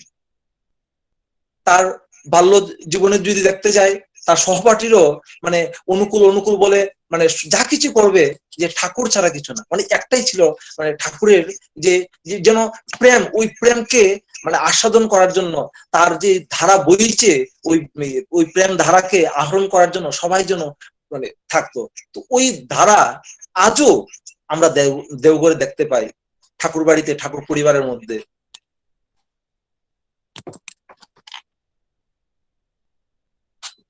পরম পূজ্যপাদ শ্রী শ্রী বরদা, আচার্যদেব, শ্রী শ্রী দাদা, পূজ্যপাদ বাবাই দাদা, সবার মধ্যে ঠাকুর লীলা করছেন, একদম তিনি ঠাকুরময় হয়ে আছেন ওনারা। এর জন্য ঠাকুরের ভাব আমরা ওই অমৃত সুধা পান করার জন্য, তার সঙ্গ করার জন্য তার কাছে গিয়ে আমরা তৃপ্তি পাই, শান্তি পাই, আনন্দ পাই। আমিও একটা প্রেমের মানুষ হয়ে উঠতে পারি। তিনি হচ্ছেন প্রেমগণ বিগ্রহ। ওই প্রেমকে আস্বাদন করার জন্য আমরা সচেষ্ট হয়ে, সচেতন হয়ে যখন আমরা লেগে পড়ি, তার সঙ্গ করি, তার নির্দেশাবলী পালন করি, তখন আমাদের জীবন উৎফুল্ল, আনন্দ, অনাবিল শান্তি, সমৃদ্ধিতে ভরপুর হয়ে উঠতে পারি। আমরা আমাদের জীবন ধন্য হয়, পরম প্রাপ্তির পথ আমরা খুব সহজে পেতে পারি। আমাদের গন্তব্য ঈশ্বর প্রাপ্তি। ঈশ্বর প্রাপ্তি পূজ্যপাদ বাবাইদা বললেন, প্রাপ্তি মানে ঈশ্বর প্রাপ্তি মানে ঈশ্বরকে আপন করে চলা। কি করে আপন করব? আপন করতে গেলে সহজ ভাব থাকা চাই।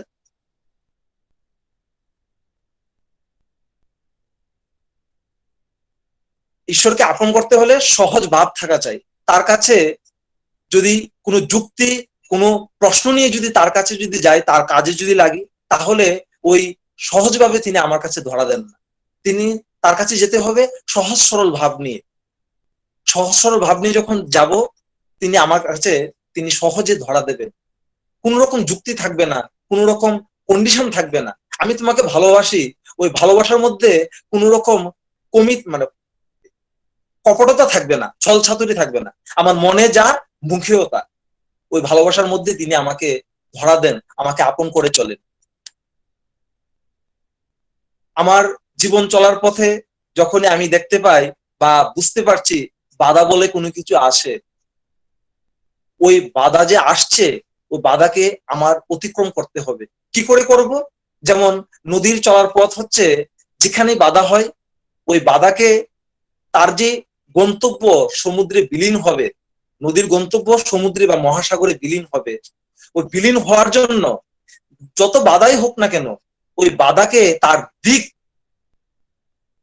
অন্যদিকে নিয়ন্ত্রণ, অন্যদিকে ঘুরিয়ে নেয়, যাতে করে তার বাধা অতিক্রম করে সে যেন তার গন্তব্যস্থলে পৌঁছতে পারে।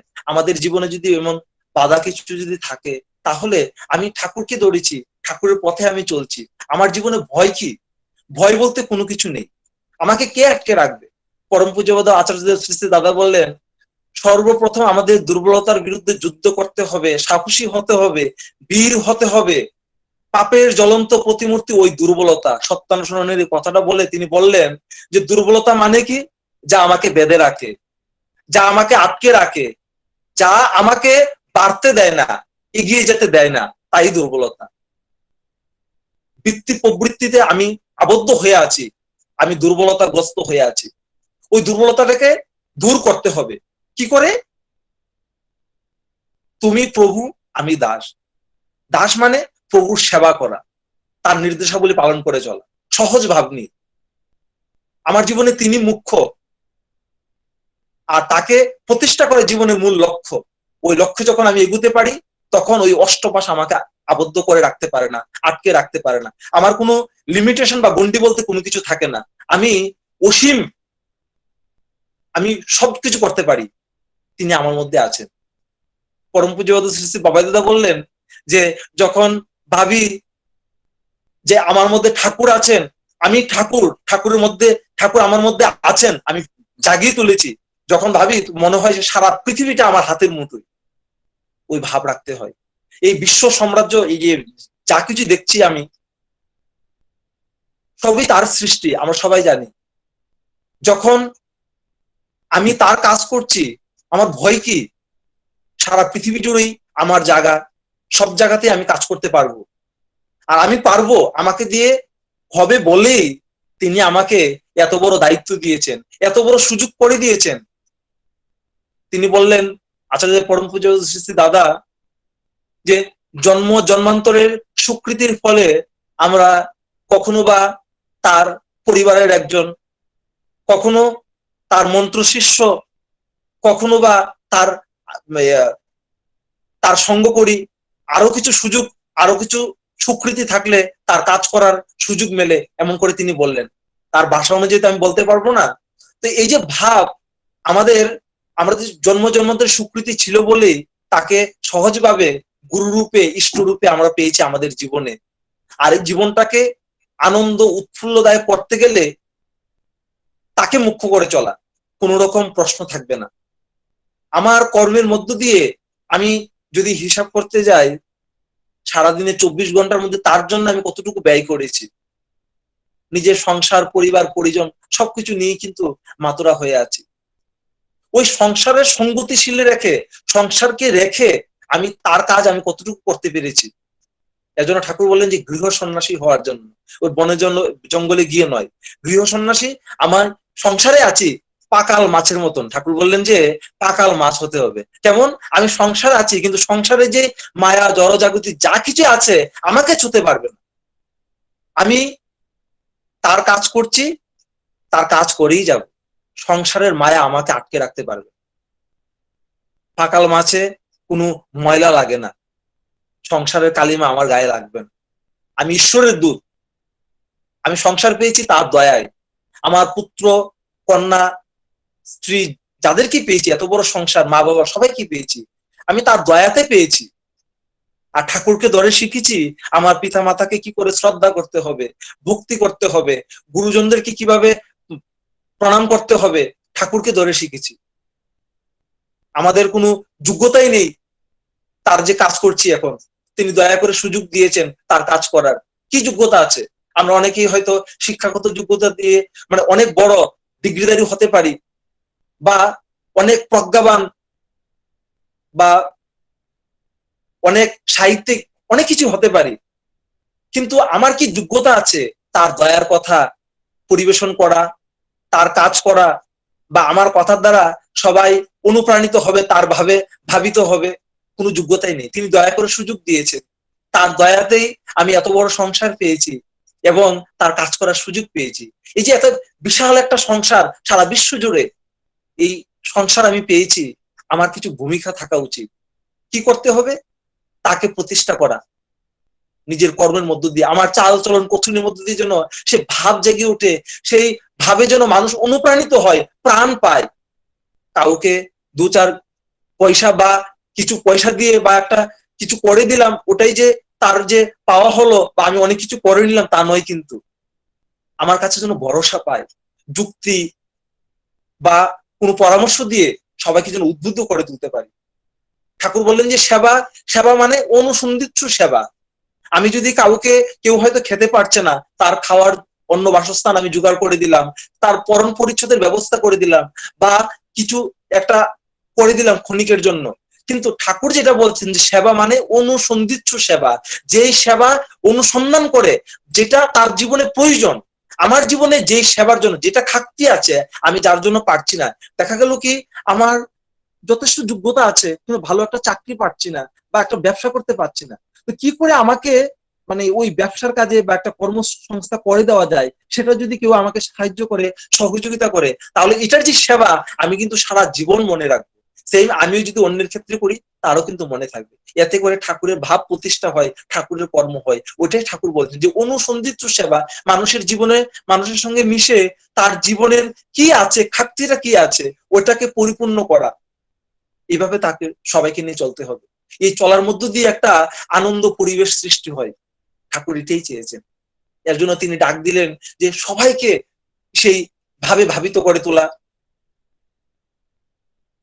সবাইকে সেই ভাবে ভাবিত করে তোলা, সবার কাছে কাছে যাওয়া। এত এত যে দীক্ষা হচ্ছে, আগে এত দীক্ষা হতো না। তিনি ইচ্ছা প্রকাশ করেছেন, তার ইচ্ছা হয়েছিল তার নাতির কাছে, আচার্যদেব পরম পূজ্যপাদ শ্রী শ্রী দাদার কাছে বলা হলে তিনি যে এত বড় দায়িত্ব নিলেন, একমাত্র তিনিই পারেন, যিনি ঠাকুর হয়ে আছেন।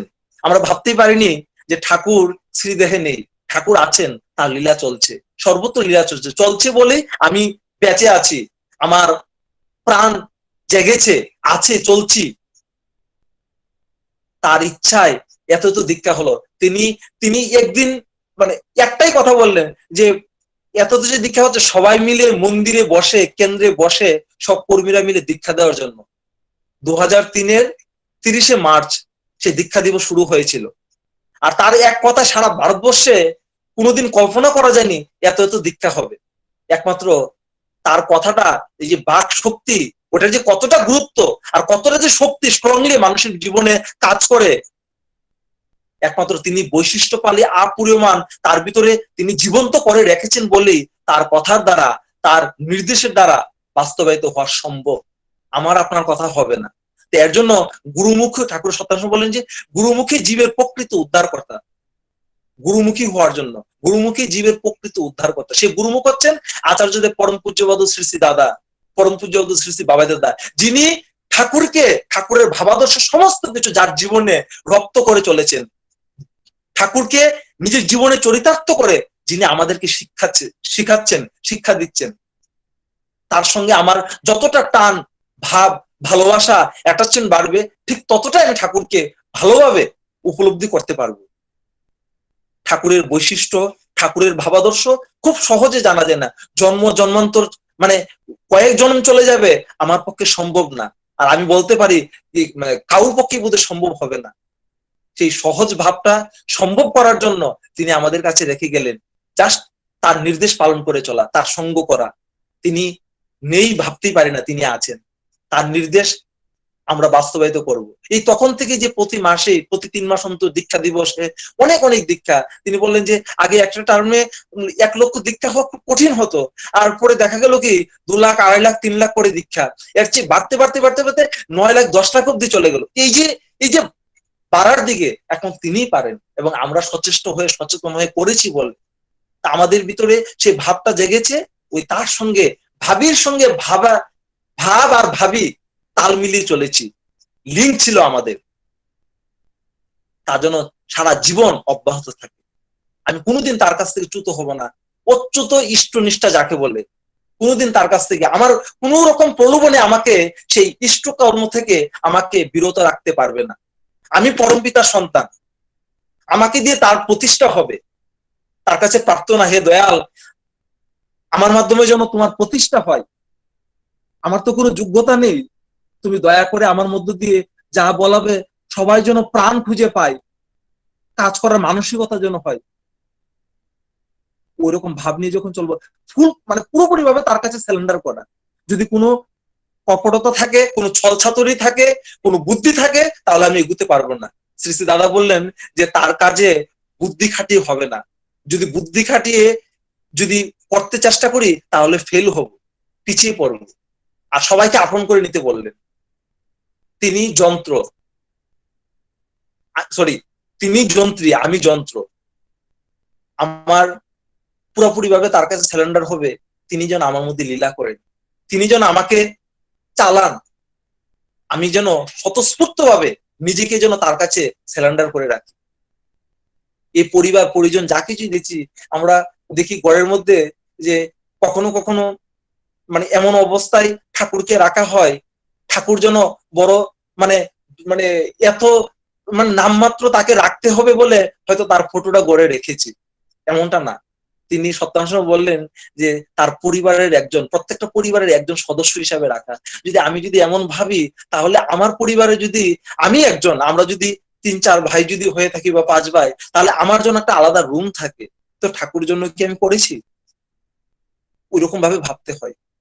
তাই খুব সহজ ভাবে পরম পূজ্যপাদ শ্রী শ্রী বাবাই দাদা বললেন, এই যে উপযোজনা কেন্দ্রের মধ্য দিয়ে সবাইকে উজ্জীবিত করে তোলা, প্রত্যেকের ঘরে যেন ঠাকুরের আসন। অনেকের হয়তো খুব ছোট ঘর, অভাব অনটনে যেমন করেই হোক, যার যার যোগ্যতা অনুযায়ী জীবনযাপন করছে, ওই করার মধ্য দিয়ে ঠাকুরকে আস্বাদন করে চলছে। তো ওইটার উপর বেস করে, ভিত্তি করে ঠাকুরকে যেন রাখতে পারে। তিনি সহজভাবে বললেন যে আপনারা সবাই জানেন, তিনি বেশ কয়েকটা আলোচনা সভায় তিনি বলেছিলেন, এবং 19টা উপজেলা কেন্দ্রের যে নিয়ম ওটা আপনাদের সবারই জানা আছে, আমি সংক্ষেপে তুলে ধরছি। এই যে সবার ঘরে যেন ঠাকুরের আসন থাকে, যদি আসন যদি করা না যায় তাহলে এরকম ফলের কার্টন বা যে মলটের মতন এগুলো দিয়ে ঠাকুরের আসন করে ঠাকুরকে রাখার জন্য। ঠাকুর যদি না থাকে ঘরের মধ্যে তাহলে তার প্রতি আমার ভাব জন্মাবে না। আমি কোনো যদি আকার, কোনো যদি প্রতিচ্ছবি যদি না থাকে আমার জীবনে কেউ, তাহলে তার প্রতি আমার ভালোবাসা জন্মাবে না। আমি যদি একা থাকি দেখা যাবে কি তখন যত দূরে থাকা যায় তত যেন ভালোবাসার বন্ধন ছিন্ন হতে থাকে, কমতি হতে থাকে। আর যত কাছে থাকবো আবার দূরে গেলেও যখন আমি তার সঙ্গে সেই ভাব নিয়ে তার সঙ্গে যুক্ত হয়ে চলবো, তখন সেই ভাব আস্তে আস্তে তার প্রতি বাড়িয়ে তোলে। তো ঠাকুরের প্রতিকৃতি রাখা মানে কি, ঠাকুরকে দেখেছি, তাকে দেখা মাত্রই আমার ভিতরে সেই প্রেম জেগেছে, ভাব জেগেছে।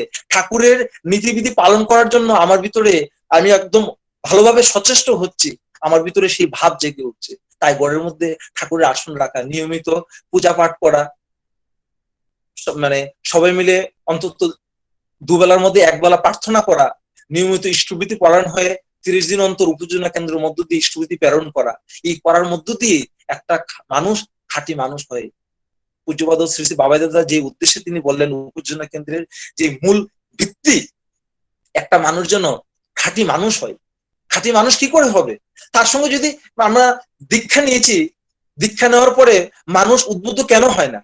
যতক্ষণ আমি দীক্ষা নেওয়ার পরে ইষ্টভীতি যে নিবেদন করেছি, ওই ইষ্টভীতি যদি ঠাকুর বাড়িতে ইষ্ট সকাশে যদি সঠিকভাবে যদি পৌঁছতে না পারে, তাহলে কোনোদিনও সম্ভব না ঠাকুরের প্রতি ভাব জেগে ওঠা, জাগিয়ে তোলা। আমার পক্ষে সম্ভব না। যতই আমি জ্ঞান বুদ্ধির অধিকারী হই না কেন বা পণ্ডিত হতে পারি না কেন, ঠাকুরের প্রতি আমার সেই ভাব জাগবে না, ঠাকুর কাজ আমি কোনোদিন করতে পারবো না। সেই ব্যক্তিটাই এখনো করছে যার ইষ্টভীতি এখনো নিয়মিত দেওঘরে জমা হচ্ছে।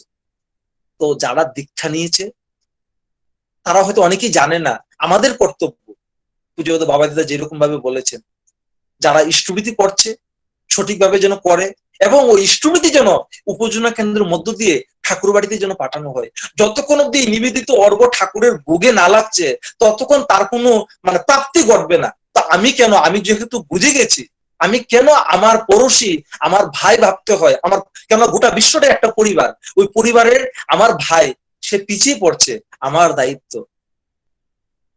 আজকে আমি তো খয়েরপুরেরই, আজকে আমাদের খয়েরপুর জিরানিয়ার এলাকার আয়োজনে সৎসঙ্গ করা, আমার বাড়ির খয়েরপুরের অধীনে প্রায় 35টা উপজেলা কেন্দ্র আছে।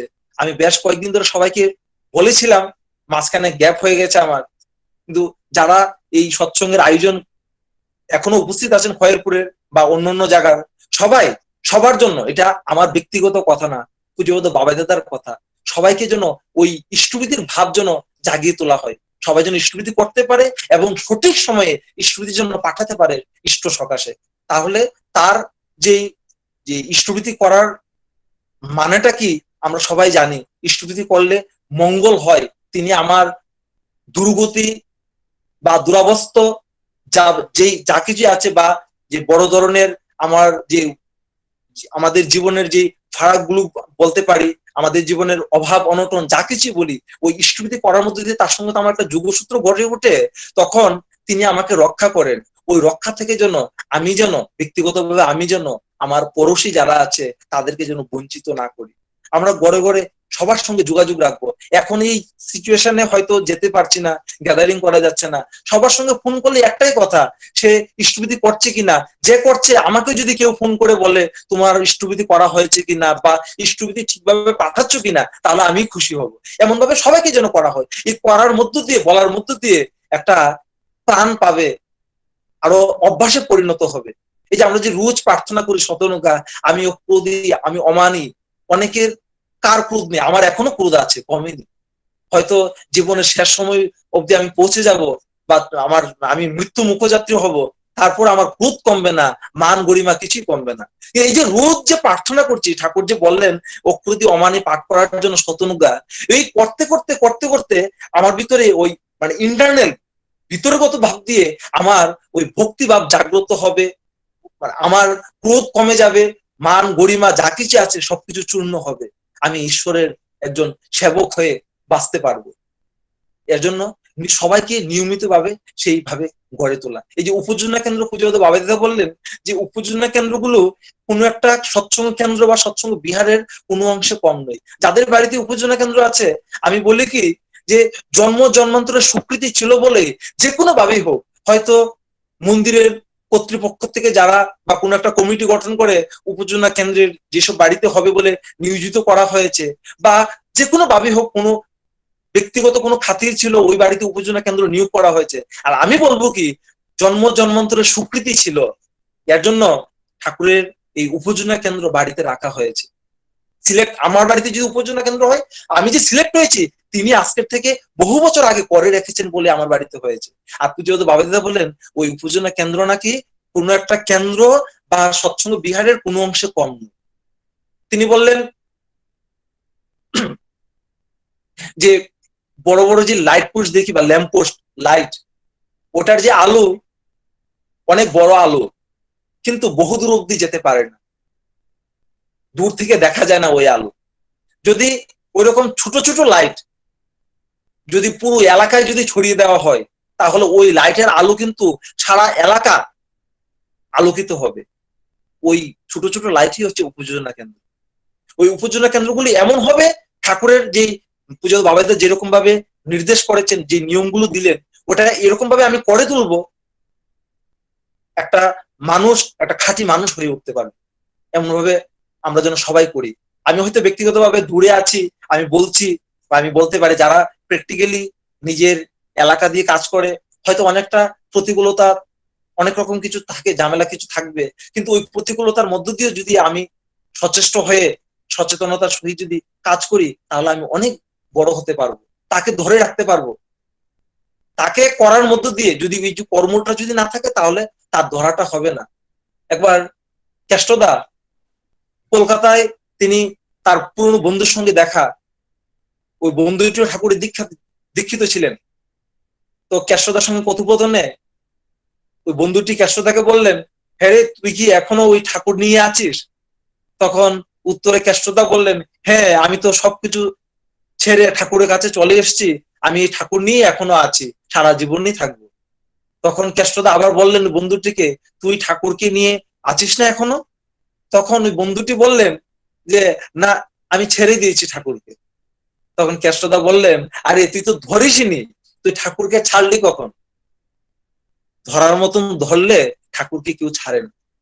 আমরা যেন ধরার মতন ধরি, ওই ধরাটা তখনই শক্ত হবে, একদম নিয়মিত ভাবে যজন যাজন ইষ্টবৃত্তি, ওই তিনটা স্তম্ভ জীবনের বেস, ওইটা যদি স্ট্রং না হয়, তাহলে আমি পার পাবো না। আর ওইটার মানে একদম ভালোভাবে ঠিক থাকবে ওই তার সঙ্গে যুক্ত হওয়ার রোজ ইষ্টবৃত্তি। তা আমি যে করছি সেই ইষ্টবৃত্তির ভাবটা যেন প্রত্যেকটা মানুষের মধ্যে যেন ছড়িয়ে দিতে পারি। এর জন্য উপযোজনা কেন্দ্রকে কেন্দ্র করে পুরো এলাকার মধ্যে আমি ঘুরবো, তাদের সঙ্গে যোগাযোগ রাখবো। সবার সঙ্গে এরকম যোগাযোগ ব্যবস্থা থাকলে মানুষ হয়তো, আমরা কখনো কখনো মন্দিরের কালেকশনের জন্য বা খুব উৎসবাদীর জন্য আমরা অনেক গুরুভাইদের বাড়িতে যাই, কিন্তু ওইসব কাজ ছাড়াও যদি সবার সঙ্গে যদি যোগাযোগ রাখি, তাহলে কোনো এইভাবে যাতায়াত করাতে কোনো একদিন দেখা যাবে কি আমি হয়তো এমনিতেই তার কুশলমঙ্গল জিজ্ঞাসা করতে গেছি, তিনি জেনেছেন আমার মন্দিরে কাজ হচ্ছে, তিনি দেবেন যে আগে আপনি খয়েরপুর মন্দিরে কাজ হচ্ছে, তো আমার কিছু অর্ঘ্য নেন। ওই যে সবার সঙ্গে যেন আমার যোগাযোগ ব্যবস্থা যেন ভালো থাকে, ওই যোগাযোগ ব্যবস্থা যদি মধুর থাকে, প্রেম যদি থাকে, তাহলে আমাকে বলতে হবে না অর্ঘ্য চাওয়ার জন্য। আমি জাস্ট গিয়ে গল্প করব, খয়েরপুর মন্দিরে কাজ হচ্ছে, জিরানিয়া মন্দিরে এত বড় বিশাল বড় কনস্ট্রাকশনে কাজ হচ্ছে, তো আমি জাস্ট খালি গল্প করব, কিন্তু অর্ঘ্য এইভাবেই দেবে। ওই মানুষগুলো তৈরি করতে গেলে মানুষের সঙ্গে ভালো ভাব নিয়ে সবাইকে, আমার দেহের মধ্যে যদি কোনো একটা চোট লাগে, আঘাত পায়, যে বেদনা, ওই বেদনা যেন আমার পাশের যে বাড়িতে মানে বেদনার্ত হয়ে চিৎকার করছে, ওই বেদনা যেন আমার প্রাণে যেন লাগে, এমন হতে হবে। আপনারা সবাই করেন, আমি জাস্ট বলার কথা বলছি, নিষ্ঠা, আনুগত্য, কৃতি সম্বেগ নিয়ে তার কাজ করা, ওইরকম কাজ করার মধ্য দিয়ে জীবনে শান্তি, সমৃদ্ধি এবং সবাইকে আপন করে চলতে পারবো, ভালোবাসতে পারবো, আর নিজের সংসারটা সুন্দর হয়ে উঠবে। আমি বোধহয় অনেক সময় নিয়ে নিয়েছি। সবাই ভালো থাকবেন, সুস্থ থাকবেন, এ আমার প্রার্থনা। আর আরেকটা বিশেষ ঘোষণা, আমরা সবাই জানি পরম পূজ্যপাদ আচার্য শ্রী শ্রী দাদার আশীর্বাদে তিনি ইচ্ছা প্রকাশ করেছেন সারা বিশ্ব জুড়ে যে ইন্টারন্যাশনাল ভার্চুয়াল উৎসব করার জন্য। তার দয়াতে ওই উৎসব সম্পূর্ণ হয়েছে। সারা বিশ্বের প্রত্যেকটা মানুষের মধ্যে, যারা অধিক্ষত, যারা ঠাকুরকে জানতেন না, তাদের মধ্যেও সে প্রাণ, সে প্রেম জেগে উঠেছে, ঠাকুরকে বুঝতে পেরেছে। যতটুকুই তার দয়ায় বিশ্বের প্রত্যেকটা একনিষ্ঠ কর্মী যারা ছিলেন বা যারা কাজ করছেন, যাদের মাধ্যমে এইভাবে বিস্তর লাভ করেছিল, যতটুকু পেরেছিল তার দয়াতে অনেক কাজ হয়েছে। তিনি ইচ্ছা প্রকাশ করেছেন 3.5 কোটি দীক্ষা, ওইটাও হবে। কেননা তার যে কথা, যে বাক, তিনি তো ব্রহ্ম, তার কথা বাস আমরা শুধু লেগে পড়বো, হবেই হবে। তো এই যে সারা বিশ্ব জুড়ে যে একটা উৎসবের সারা ওরকম ভাবে সব জায়গাতে এখন হচ্ছে। আমাদের মালয়েশিয়া, আমি সিঙ্গাপুরে থাকি কর্মসূত্রে, মালয়েশিয়াতে উৎসব হবে আগামী রবিবার, সারাদিন ব্যাপী অনলাইনের মধ্য দিয়ে হবে। আমি পরে কয়েকদিন আগে লিঙ্ক শেয়ার করেছিলাম, আমি আবার লিঙ্ক শেয়ার করব বিভিন্ন গ্রুপে, আপনারা পেয়ে যাবেন। সকাল ইন্ডিয়ান টাইম 8:30 থেকে সন্ধ্যা 6টা অবধি সারাদিন ব্যাপী বিভিন্ন অনুষ্ঠানের মধ্য দিয়ে উৎসব উদযাপিত হবে। আপনাদের সবার উপস্থিতি প্রার্থনা করছি, এবং এই কথাগুলো যদি মনপুত হয়, আপনাদের যদি ভালো লাগে তাহলে সবাইকে বলবেন, আর যদি ভালো না লাগে তাহলে ঠিক আছে, জাস্ট এমনি সৎসঙ্গে এনজয় করেছি, আনন্দ করছি, এতটুকু। আর সবাইকে বলবেন তার ইচ্ছাই উৎসব হচ্ছে সব জায়গাতে, সবাই যেন আনন্দ খুঁজে পায়, সেই আনন্দের অংশীদারির জন্য সবাইকে যেন দিতে পারি। সবাই ভালো থাকবেন, সুস্থ থাকবেন। পরমপিতা রাতুল চরণে সবার সর্বাঙ্গীন ইষ্ট উচ্ছল জীবন প্রার্থনা করে এখানে রাখছি। জয় গুরু, বন্দে পুরুষোত্তম। স্বর্গ স্বর্গ স্বর্গ, পরম পিতা কি জয়। আমার মোবাইল আসবো নষ্ট জি ভাই, সেরা। এত সুন্দর আমরা আজকে তোমার ঠাকুর প্রসঙ্গ শুনতে পারলাম, উপযোজনা কেন্দ্রের সম্বন্ধে, তার গুরুত্ব, মূল্যায়ন খুব সুন্দরভাবে আলোচনা করেছো, খুব ভালো লেগেছে। তো আমি পরম দয়ালের শ্রীচরণে তোমার কুশল মঙ্গল কামনা করব। আমাদের কাছ থেকে দূরে থাকলেও তুমি আমাদের অনেক কাছে আছো। জয় গুরু। তো এখন আমরা পরবর্তী অনুষ্ঠানে যাচ্ছি। এখন জয়রাধে পরিবেশন করবেন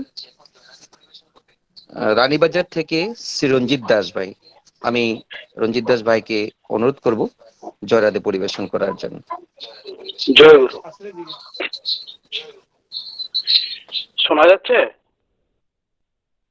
হ্যাঁ, একদম ঠিক আছে, ঠিক আছে। জয় রাধে রাধে, কৃষ্ণ কৃষ্ণ গোবিন্দ গোবিন্দ বল রে। জয় রাধে রাধে, কৃষ্ণ কৃষ্ণ গোবিন্দ গোবিন্দ বল রে। রাধে গোবিন্দ গোবিন্দ গোবিন্দ গোবিন্দ গোবিন্দ বলে সদা করে। জয় রাধে রাধে, কৃষ্ণ কৃষ্ণ গোবিন্দ গোবিন্দ বল রে। ছাড়ো রে মন কপট চাতুরে, বদনে বল হরি হরি। হরি নাম পরম ব্রহ্ম, জীবের ধর্ম অধর্ম কুকর্ম। ছাড়ো রে, জয় রাধে রাধে, কৃষ্ণ কৃষ্ণ গোবিন্দ গোবিন্দ বল রে। ছাড়ো রে মন ভবের আশা, অজপা নামে কর রে নেশা। রাধে গোবিন্দ নামকে বদনে লয়ে, নয়ন রে সদা বাসরে। জয় রাধে রাধে, কৃষ্ণ কৃষ্ণ গোবিন্দ গোবিন্দ বল। রাধে গোবিন্দ গোবিন্দ গোবিন্দ গোবিন্দ গোবিন্দ বলে সদা করে।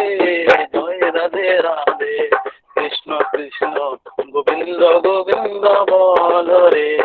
ছাড়ো রে মন কপট চাতুরে, বদনে বল হরি হরি।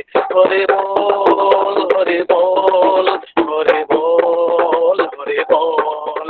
হরি বল হরি বল হরি বল হরি বল। হরি বল হরি বল হরি বল হরি বল। হরি বল হরি বল হরি বল হরি বল। হরি নাম পরম ব্রহ্ম, জীবের ধর্ম অধর্ম কুকর্ম। ছাড়ো রে, জয় রাধে রাধে, কৃষ্ণ কৃষ্ণ গোবিন্দ গোবিন্দ বল রে। ছাড়ো রে মন ভবের আশা,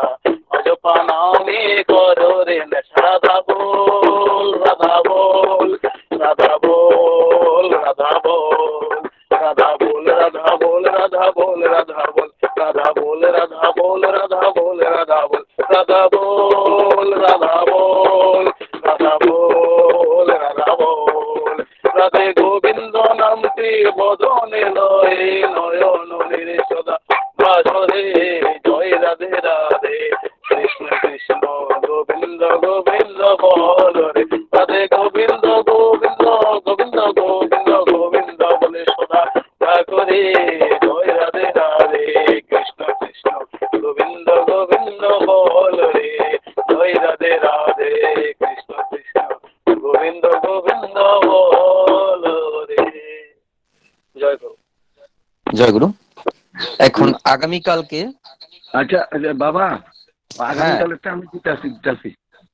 আচ্ছা, আগামীকালকে সৎসঙ্গের ঘোষণা দেবেন আমাদের পরম দলের সভাপতি ঋত্বিক শ্রীযুক্ত ঝড় লাল দেবনাথ। জয়গুরু। আগামীকাল আমাদের ধলাই ডিস্ট্রিক্টে যেটা ডিস্ট্রিক্ট আমাদের ডিস্ট্রিক্ট ওয়াইজ হয়, সেই ধলাই ডিস্ট্রিক্টে আগামীকাল প্রভাতী সৎসঙ্গ, আর বিকালবেলা হবে আমার আড়ালিয়া, যোগনগর আর হচ্ছে প্রতাপগড়। এই সান্ধ্যকালীন আপনারা সবাই যোগদান করবেন। জয়গুরু। বন্দে পুরুষোত্তম। জয়গুরু কাকু। এখন ঠাকুরের ধ্বনি দেবেন আর কে নগর থেকে শ্রী গৌতম দেবনাথ। আমি গৌতম দেবনাথ ভাইকে অনুরোধ করব ঠাকুরের ধ্বনি দেওয়ার জন্য। জয়গুরু, শোনা যাচ্ছে? হ্যাঁ, শোনা যাচ্ছে। বন্দে পুরুষোত্তমম বন্দে পুরুষোত্তমম বন্দে পুরুষোত্তমম বন্দে পুরুষোত্তমম বন্দে পুরুষোত্তমম বন্দে পুরুষোত্তমম। পরমদয়াল পরম প্রেমময় শ্রী শ্রী ঠাকুর অনুকূল চন্দ্র জি কি জয়। পরমদয়াল পরম প্রেমময় শ্রী শ্রী ঠাকুর অনুকূল চন্দ্র জি কি জয়।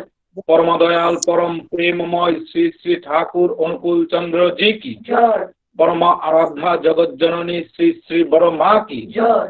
পরমা আরাধ্যা জগৎ জননী শ্রী শ্রী বড় মা কি জয়। পরমা আরাধ্যা জগৎ জননী শ্রী শ্রী বড় মা কি জয়। পরম পূজ্য পাদ শ্রী শ্রী বরদা কি জয়। পরম পূজ্য পাদ শ্রী শ্রী বরদা কি জয়। পরম পূজ্য পাদ শ্রী শ্রী বরদা কি জয়। পরম পূজ্য পাদ আচার্যদের শ্রী শ্রী দাদা কি জয়। পরম পূজ্য পাদ আচার্যদের শ্রী শ্রী দাদা কি জয়। পরম পূজ্য পাদ আচার্যদের শ্রী শ্রী দাদা কি জয়। পরম পূজ্য পাদ শ্রী শ্রী বাবাই দাদা কি জয়। পরম পূজ্য পাদ শ্রী শ্রী বাবাই দাদা কি জয়। পরম পূজ্য পাদ শ্রী শ্রী বাবাই দাদা কি জয়। পরম পূজ্য পাদ শ্রী শ্রী গোবিন্দ দাদা কি জয়। পরম পূজ্য পাদ শ্রী শ্রী গোবিন্দ দাদা কি জয়। পরম পূজ্য পাদ শ্রী শ্রী গোবিন্দ দাদা কি জয়। সৎ সঙ্গ কি জয়। সৎ সঙ্গ কি জয়। সৎ নাম কি জয়। আর্য কৃষ্টি কি জয়। বন্দে পুরুষোত্তমম বন্দে পুরুষোত্তমম বন্দে আর্য পিতৃম বন্দে আর্যপিতৃম বন্দে মাতৃবর্গান বন্দে মাতৃবর্গান বন্দে অহং কৃষ্টি দৈবতান বন্দে অহং কৃষ্টি দৈবতাম বন্দে শ্রী শ্রী ঠাকুর অনুকূল চন্দ্রম বন্দে শ্রী শ্রী ঠাকুর অনুকূলচন্দ্রম বন্দে পুরুষোত্তমম বন্দে পুরুষোত্তমম বন্দে পুরুষোত্তমম বন্দে পুরুষোত্তমম বন্দে পুরুষো